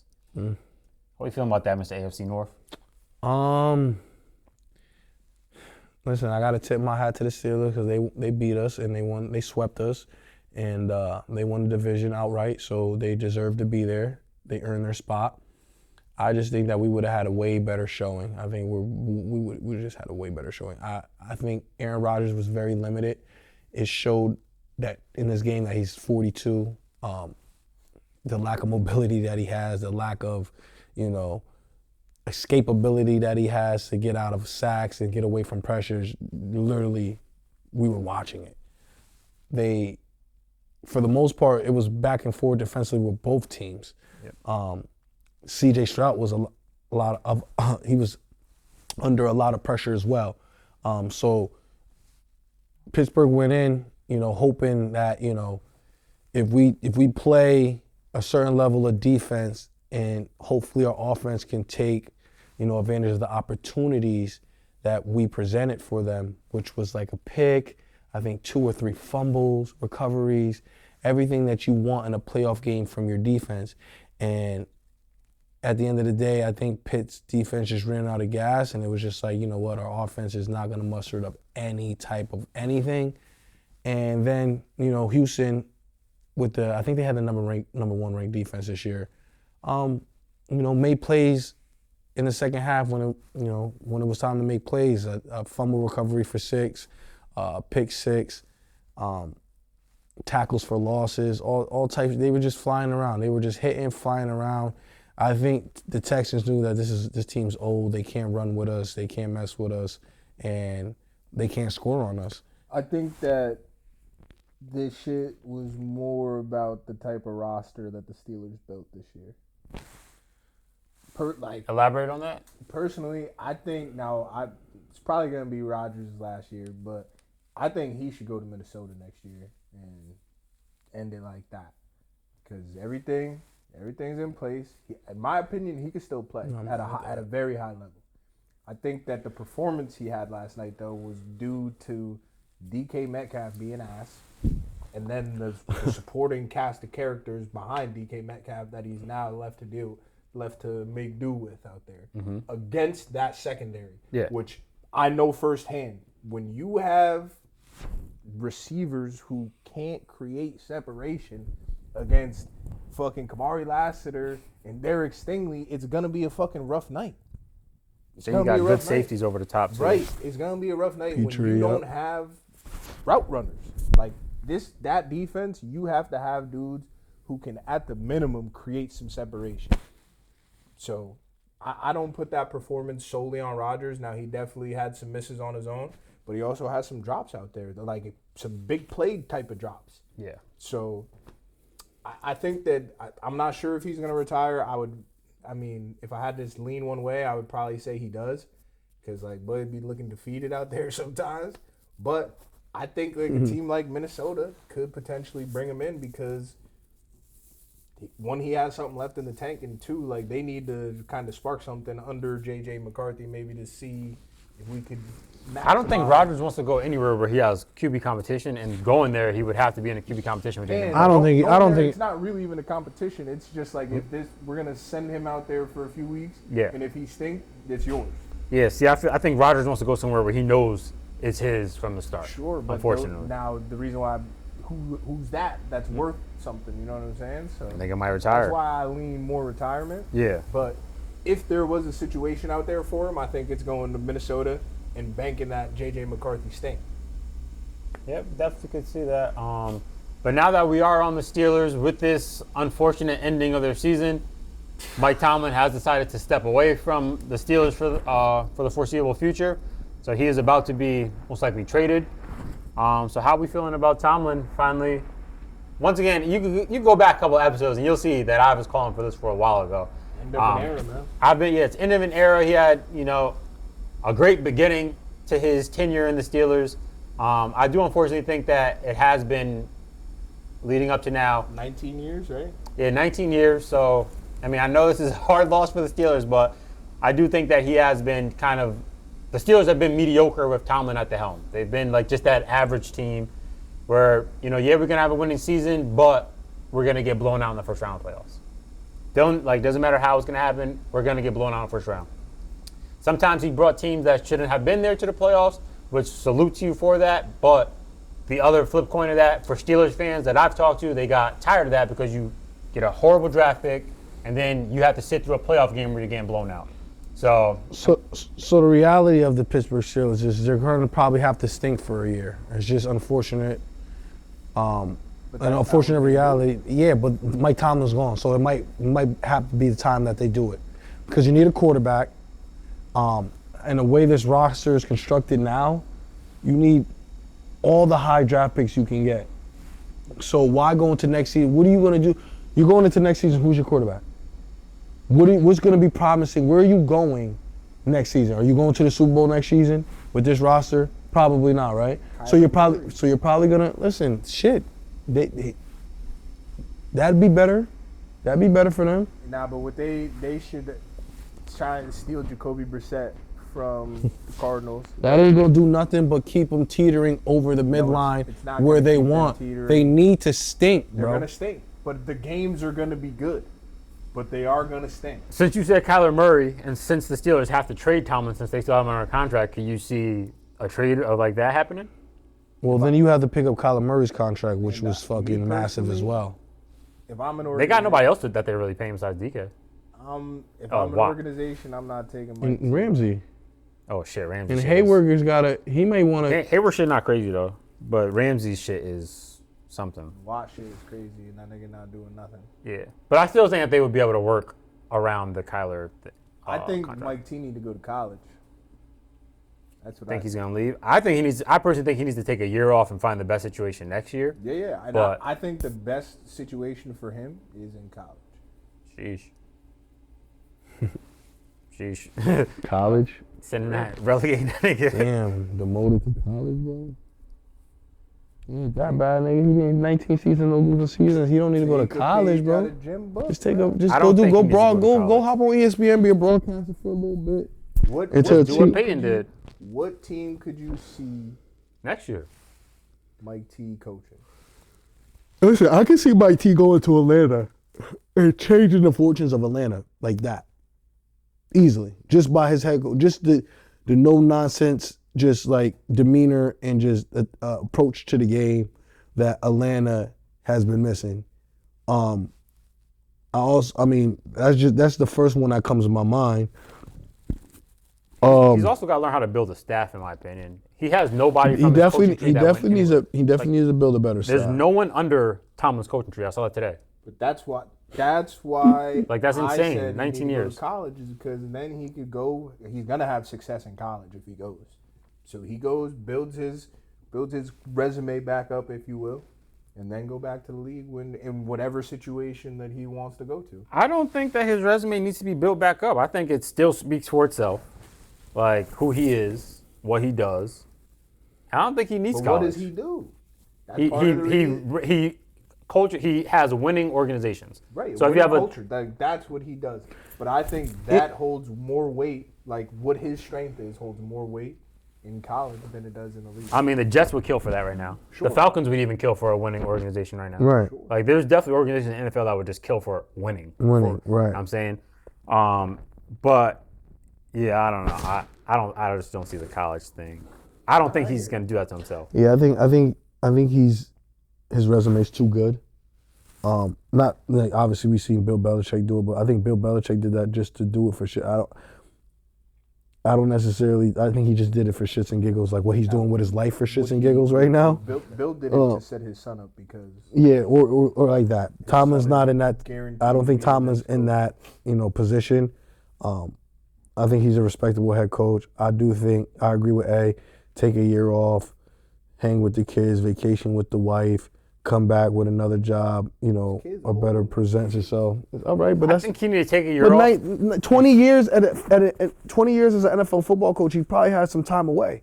Sure. So your kids are old, 19, 20, 25, 26. You still do a lot of shit with your kids, and the wife and everything else, and just take a breather, yo. The pressure of Definitely the NFL is a lot, and he's been able to excel, even though it didn't turn into Super Bowl appearances or deep playoff runs. But he's brought Kenny Pickett to the playoffs. He's brought Duck Hodges to the playoffs. He's brought, Aaron Rodgers was just on the Jets for 2 years, didn't sniff a playoffs. He brought him to the playoffs and won the division. So this is a good fucking head coach, man.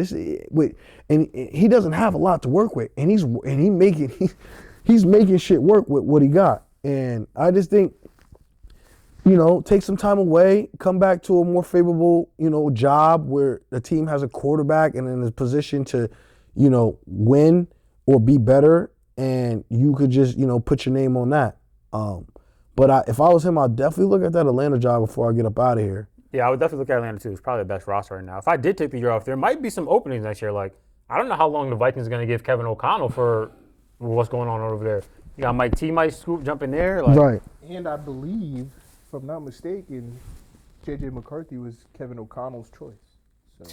So I could be wrong there, and it could be the GM. Yeah, it could be. It could be the GM, but I don't know. Yeah, well, Kevin O'Connell has been known as like a quarterback whisperer. All that shit. The shit they label, OCs and head coaches when they get quarterbacks into their program and they, do well. But so I could see, yeah, obviously it could have been a GM, but as a head coach and you telling the GM, that's not who I want at quarterback. That's not who I need at quarterback. Let's go get somebody else with the 10th overall pick. I don't know how the GM is like, nah, I want JJ though. You know what I'm saying? Especially with, with that national championship win at Michigan, but like he wasn't super productive at Michigan. It's not like he was fucking, you know what I'm saying? So it's like, I think that's why I feel that he had a lot to say with that pick and who he wanted to pick, because the top 10 is a valuable pick, and for you to pick quarterback, I think your head coach has to be on board. I think your head coach has got to be the one like, yeah, give me that guy. I did it with this guy. Give me him, and I can do it with him too. And obviously, JJ's so young, the jury's still out. But I would take Tomlin in a heartbeat if I wasn't a Ravens fan. But since I'm a Ravens fan, I don't really necessarily want to do.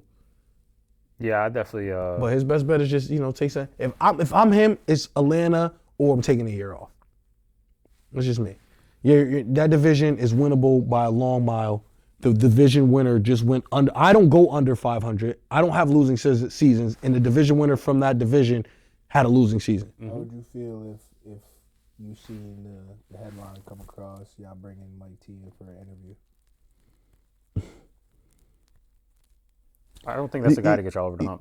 No, I don't think it's to get us over the hump, but it's not like it wouldn't sway me anyway, because we didn't interview like 10 people. Like I'm happy my organization is just going through the process of having interviews, period. Just bring everybody in. Leave no stone unturned. I want to hear what everybody has to say. I want to hear what everybody envisions for my team. And then out of the 20 candidates that you have or the 15 candidates that you had, make your choice for the best that you think is going to be the best for our organization. So I wouldn't, obviously it's not, I wouldn't be like, oh, I hope they, because I wouldn't want him. And the only reason I wouldn't want him is because he's been a Steeler for so long. You get what I'm saying? But like if he did this and he was fucking with Seattle or something, yeah, bring that nigga in. You get what I'm saying? You see the difference in that? Bring him in. And I think, Pittsburgh would probably feel the same thing about John if John was somewhere else other than Baltimore. But since, they so close. And that's another thing though. We did bring in like Kevin Stefanski for an interview, but like the Browns is like, they're not like a rival really with us. Like the way we rival with Pittsburgh is just like, it'd be shocking to see that we interviewed him, but I wouldn't be surprised that my organization wants to hear from everyone and literally try to put us in the best position to get the best head coach for my team. So, like we'll see. It may not happen. My organization, we had a press conference today, where a reporter broke the news to our owner Steve Bisciotti. Saw that. And so he was just like kind of laughing about it, and then they asked him like, would you bring him in? And he's like, yeah, only if Pittsburgh brings in John type of thing. You know what I mean? So that kind of is telling it all right there. So yeah, but hey, look, Tomlin, good coach, but in my opinion, it was just time. You know what I mean? Just like the way I thought it was time in Baltimore, just time. And some way, somehow, Zach Taylor is still the only coach to remain in the AFC North. Said it was time for him to go too. Yeah, but I don't know why. I'm happy about it though. Yeah, you should definitely be happy about it. But he I think the reason he gets a nod is that he actually in the 2020s has been to the Super Bowl. And I think that's what obviously I feel you, and I don't think that should have you keep your job. With back-to-back playoff misses? But or three in a row. Yeah. But when Joe Burrow's not there and he's not healthy, and you could kind of use that as a scapegoat. Mm-hmm, for sure. I can see why. I don't have him, and when I did have him, we were in the playoffs type of thing. And because I think they went to the AFC Championship. He went to the Super Bowl, then they went to the AFC Championship. So Zach Taylor can get you there. And you have a head coach that can get you there and can get you there and they've been there recently. So I think he just has a little bit more, leeway to kind of just figure things out. I think if they don't make the playoffs again next year, he's out. Got to be gone. He's Wasting Burrow, chasing T. Definitely got to be gone. But I do see light at the end of the tunnel for Steelers. I've been banking on Tomlin has to go. Now that he only resigned, you can trade Tomlin. You can get pieces for the future. You guys may have a down year where you get a top pick and finally find a quarterback. I wouldn't trade for him, though. Teams would, though. You don't want to, in my opinion, like next year's class is the quarterback class you want to find your. Yes, that's why they could suck 1 year without him, and then boom, you got that next year's class. So if you get a couple, Sean Payton went for a first and a second. So if you get some value for Tomlin, on top of having probably just, not the best year next year, and you got a high pick, hey, you might be back on something, and that's when you can get out of a lot of those defensive contracts that you have for those older guys. So there is light at the end of the tunnel, Pitt. I do think it was huge by Tomlin to say that he's going to step down. That had to be hard to do the same way that it was hard for Baltimore to let Harbaugh go. It has to be hard for, Tomlin just say, you know what, it's time. And I am going to step away. So apparently he's been thinking this for a while. Yeah, I did see that too. That he's been thinking that. It's coming out, so. Yeah. You lose, 5 in a row, playoff games in a row, 7 in a row? 6 in a row. 6 in a row. Actually might have been 7 in a row. So it's like, I get it. It's like, damn, what am I doing? Obviously, and I think when you've been at a place for so long, you probably have a love and just a respect for them. Like, yo, listen, it's not working with me. Yeah. So I'm just going to step away and y'all do y'all thing because I don't want to keep giving y'all, you know what I'm saying? Because y'all have too much respect to fire me. Yep. And I just think 6 in a row. 6 in a row. And I just, I'm just gonna, take my time, sail into the sunset, do what I want to do, and let you guys figure out what you guys want to do going forward. 5 games straight losing by double digits in the playoffs. Most in NFL history. Most in NFL history. That skid of playoff games is now tied with Marvin Lewis, right? And that's just not where you want to be. So, never where you want to be. You got the winning seasons, but then kind of the postseason where it matters, your records are kind of what they are. Yeah, on the wrong type of list. But we'll see what happens next for the Steelers. We'll see what happens next. But on the other side of the ball, though, you guys, how y'all feeling about this Texans defense in the playoffs? They're for real. They're legit. Yeah, they get after the quarterback. They defend on the back end. They got corners. They got an all-pro corner, and then they got another very, very good corner in Lassiter. Yep. Two very good safeties. And then the middle of the field, I'm talking the front seven. Is insane. Front seven is that front seven. So bro, it's insane. They CJ played a shit game, so he is so lucky to have this defense. Because what I saw from CJ Stroud was rushing passes last night. He looked like he was scared in the pocket, like he was scared to get sacked every time. Him and the center were not on the same page. Offensive line is trash. Offensive line is definitely trash and looked like just scary out there. So I saw a quarterback that did not look ready at all. I would expect DeMeco Ryans to have him kind of a little more prepared for that game. And I don't think that's going to work in the next round for CJ. So he's going to have to fucking toughen up in the pocket. He was rushing a lot. His feet were not set for any of his passes. So we'll see what happens with them. But from what I saw, they were saying that this Texans defense is probably the best in the last decade. How y'all feel about that? It's definitely one of them. It's definitely in the conversation. We just had a triple crown defense that's never been done before 3 years ago. So it's in the past decade, it's kind of crazy. And they were probably saying that about your defense when that happened. Right. But my defense warranted that. This Texans defense is really good. Don't get me wrong. It's really, but the numbers don't scream historic. You get what I'm saying? It's not like they had 71 sacks.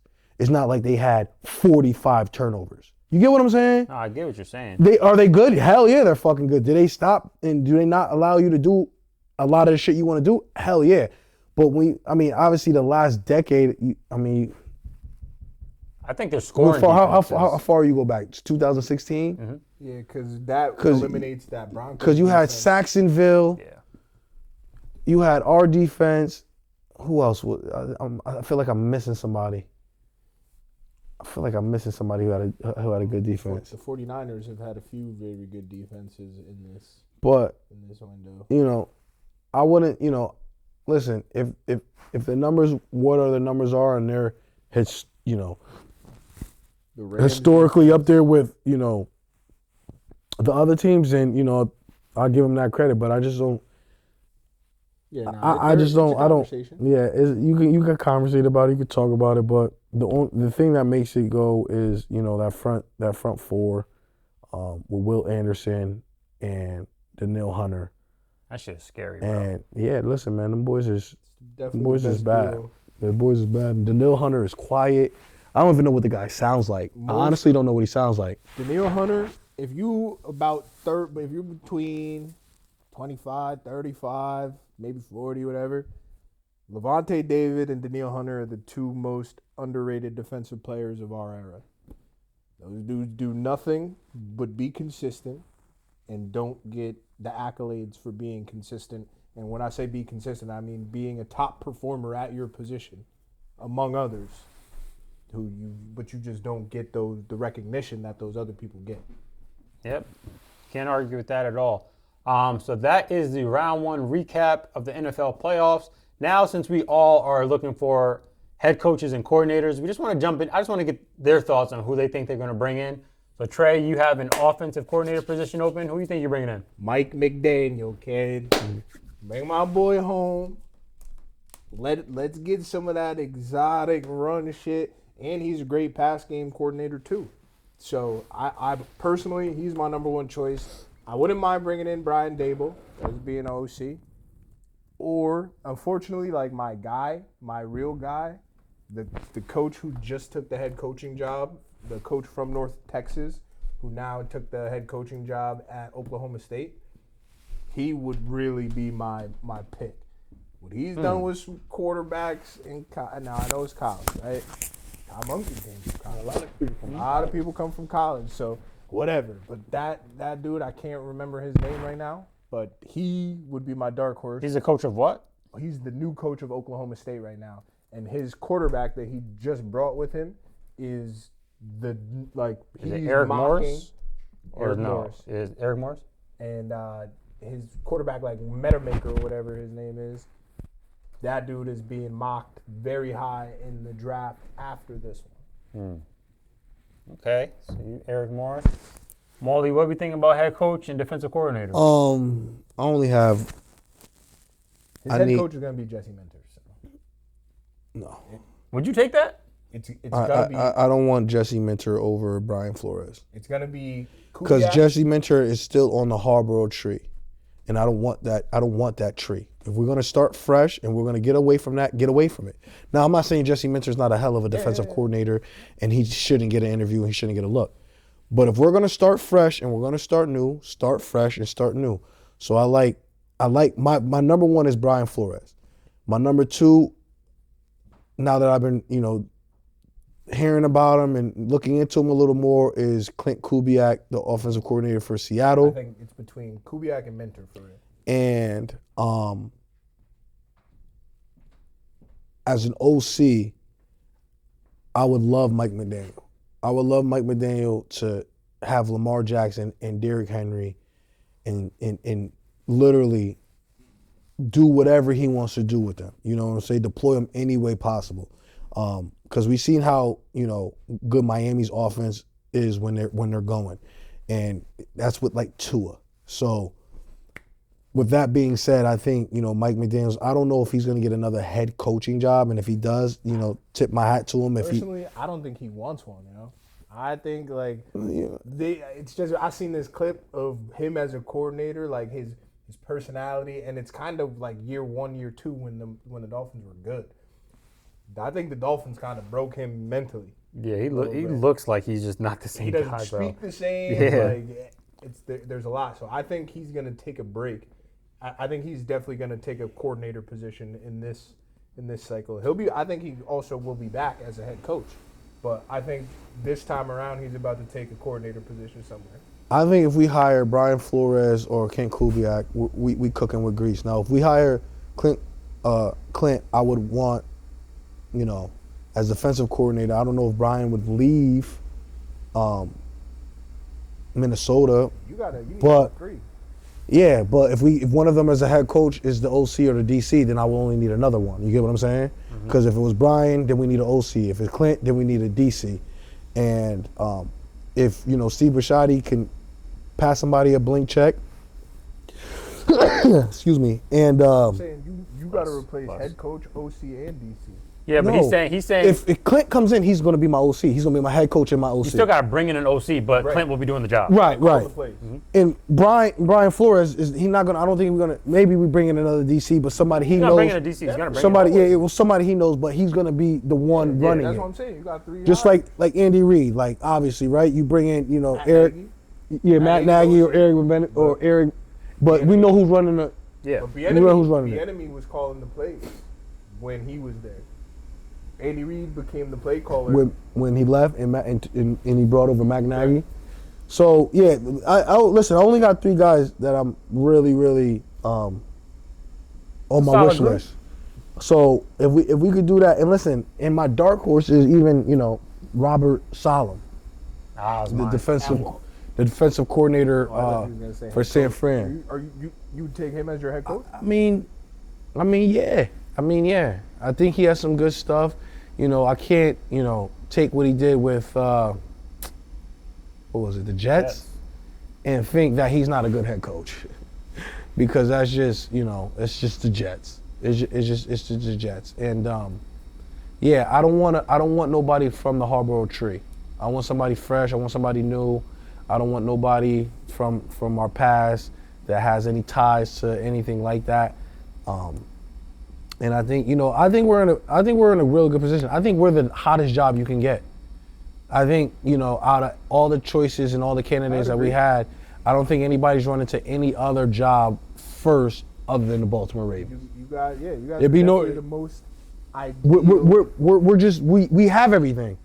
A lot of these teams, Atlanta doesn't have a quarterback. You get what I'm saying? We have a lot of. We had Tennessee is you don't know, you got a rookie quarterback. The Browns are the Browns.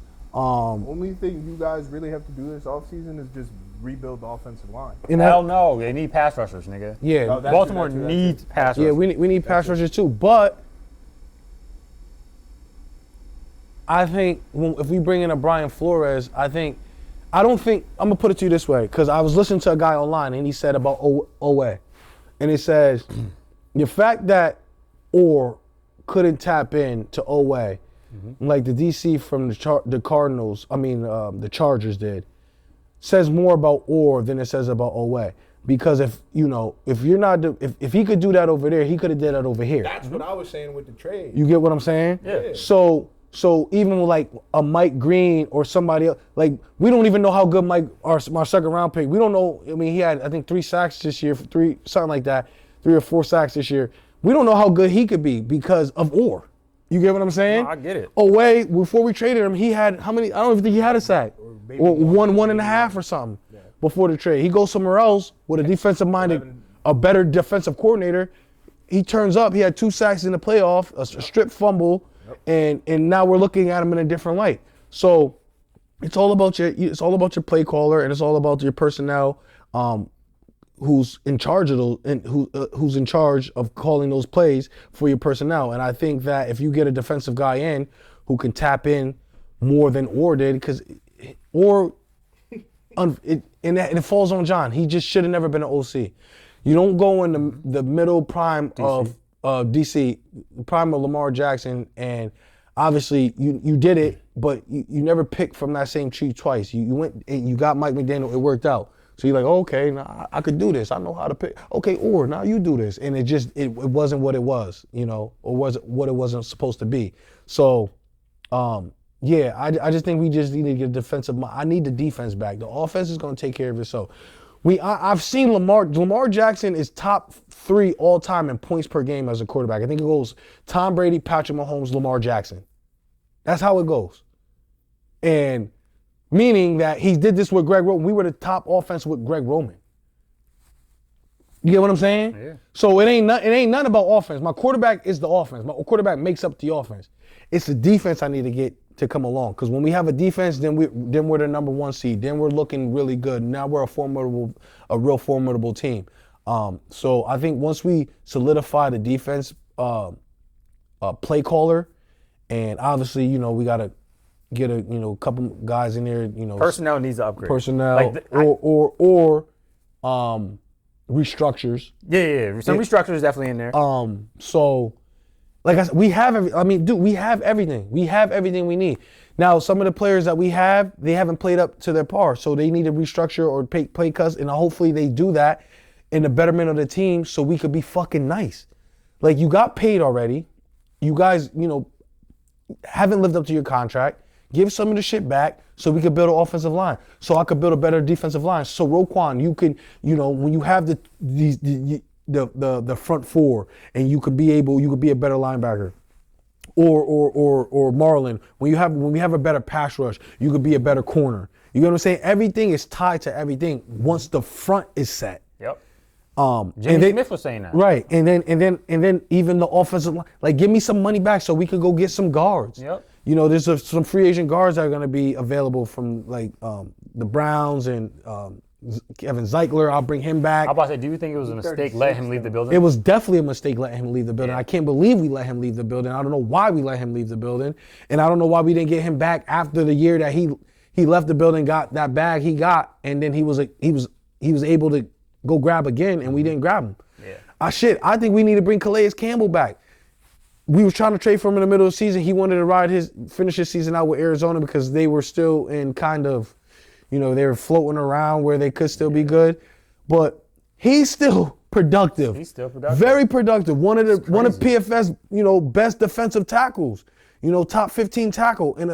And he's like 38 years old. Yeah, he's just a big body veteran who has that grown man strength that people you can't block, and he's just around the football all the time. I think he had like 6 or 7 sacks this year, and 38 years old, a defensive tackle. So, and I don't think we should have let him walk.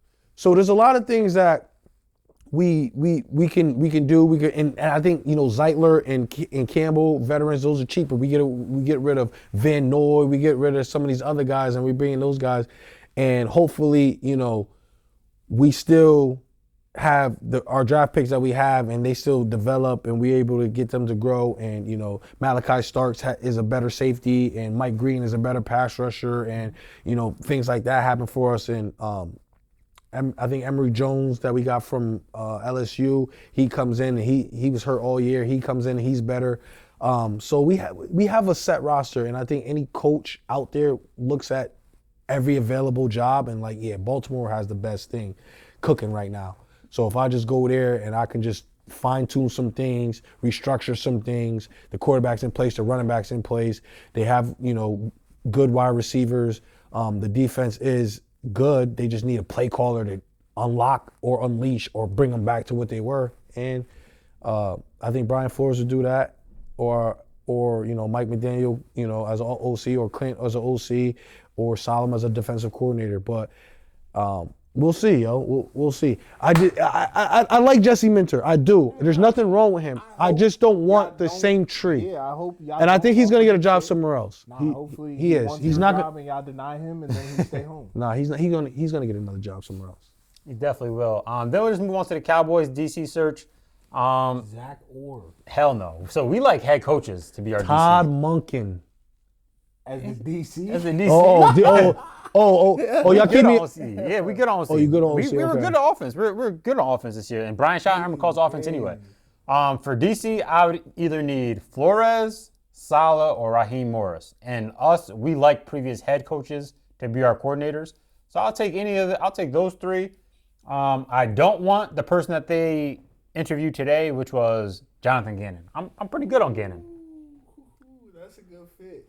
I don't think so. Another good fit. I'm good on Gannon. Dallas, man, do you do that? I know he got the familiarity with the Eagles, but I'm actually pretty straight on Gannon. I'll take the three people I said: Morris, Saleh, Flores. I think our defense will definitely be well built. I mean, excuse me, I don't think Saleh's leaving.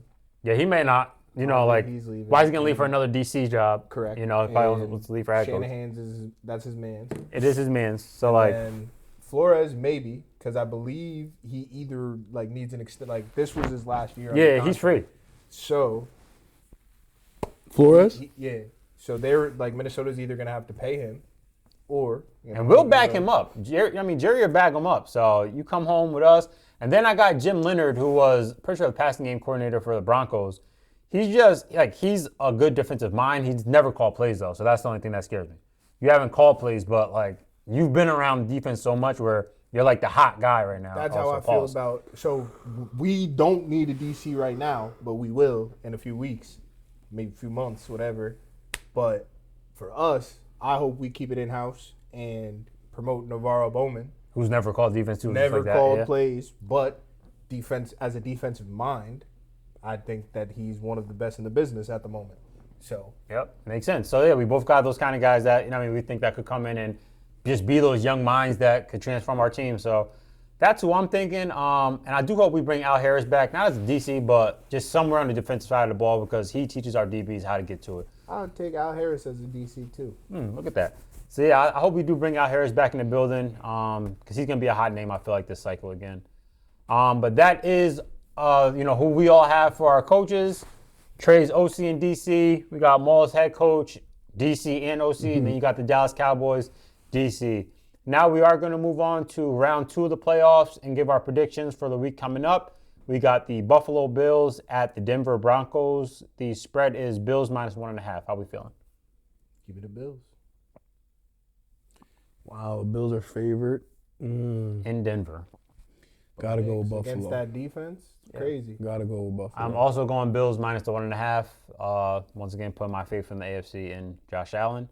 Then we're going to go 49ers at the Seahawks. It's Seattle -7. Shit. I have the Seahawks there. -7? Yes, sir. Oh, no Kittle.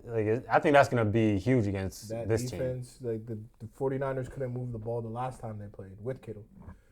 And I don't think that trick shit can be going on in this game. Yeah, give me the Seahawks. I'm also going to go with the Seahawks -7. Yeah, give me Seattle because there's only so much you can do now. You focus in on McCaffrey. Hopefully Sam Darnold comes to play because he was crazy. I think the last time they played. Doesn't come to play, they're going to be able to run the ball against this defense. I think. So. And you said you got Seattle? Yeah, give me Seattle. All right, then we got the Texans at the Patriots. It's Patriots -3. I like New England. I like New England as well. Just feel like that. I don't. Yeah, the Houston Texans defense is really, really good. I just don't trust C.J. Stroud. Can't trust him. Yeah, I think that because of C.J. Stroud, give me the Patriots. Yeah, and I think the Patriots are definitely going to blitz the shit out of him to get him rattled because of the way he looked last game. Then we got the Rams at the Bears. It's Rams -3.5. Give me the Bears. I'm going to go with the Rams -3.5.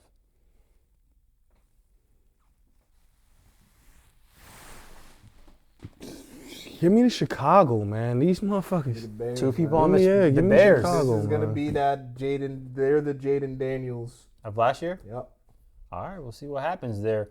That is our round 2 predictions. Now we're going to jump into our round 2 locks of the week. Last week, I chose the Eagles to -4.5. That did not hit, so I'm 0-1 in the playoffs. Last week, Trey chose the Rams -10.5. That did not hit. He is 0-1 in the playoffs. And last week, Maul chose Buffalo -1.5. That did hit. He is 1-0 in the playoffs. So I went last week, so I am going first this week.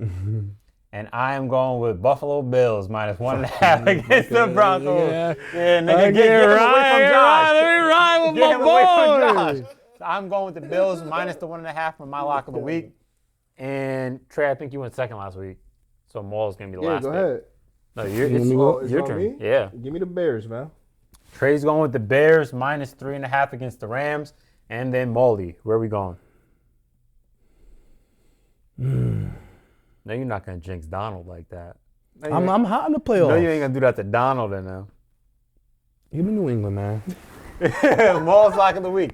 New England -3 versus the Texans. Why? Y'all done said that in the postseason. I'm different.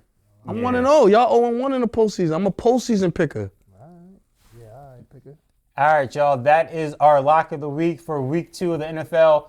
And just want to say, make sure that if you are tuning into this, make sure you like and subscribe. Facts. So we keep bringing this content to the end of the year. And you already know how it goes. We will see y'all next week.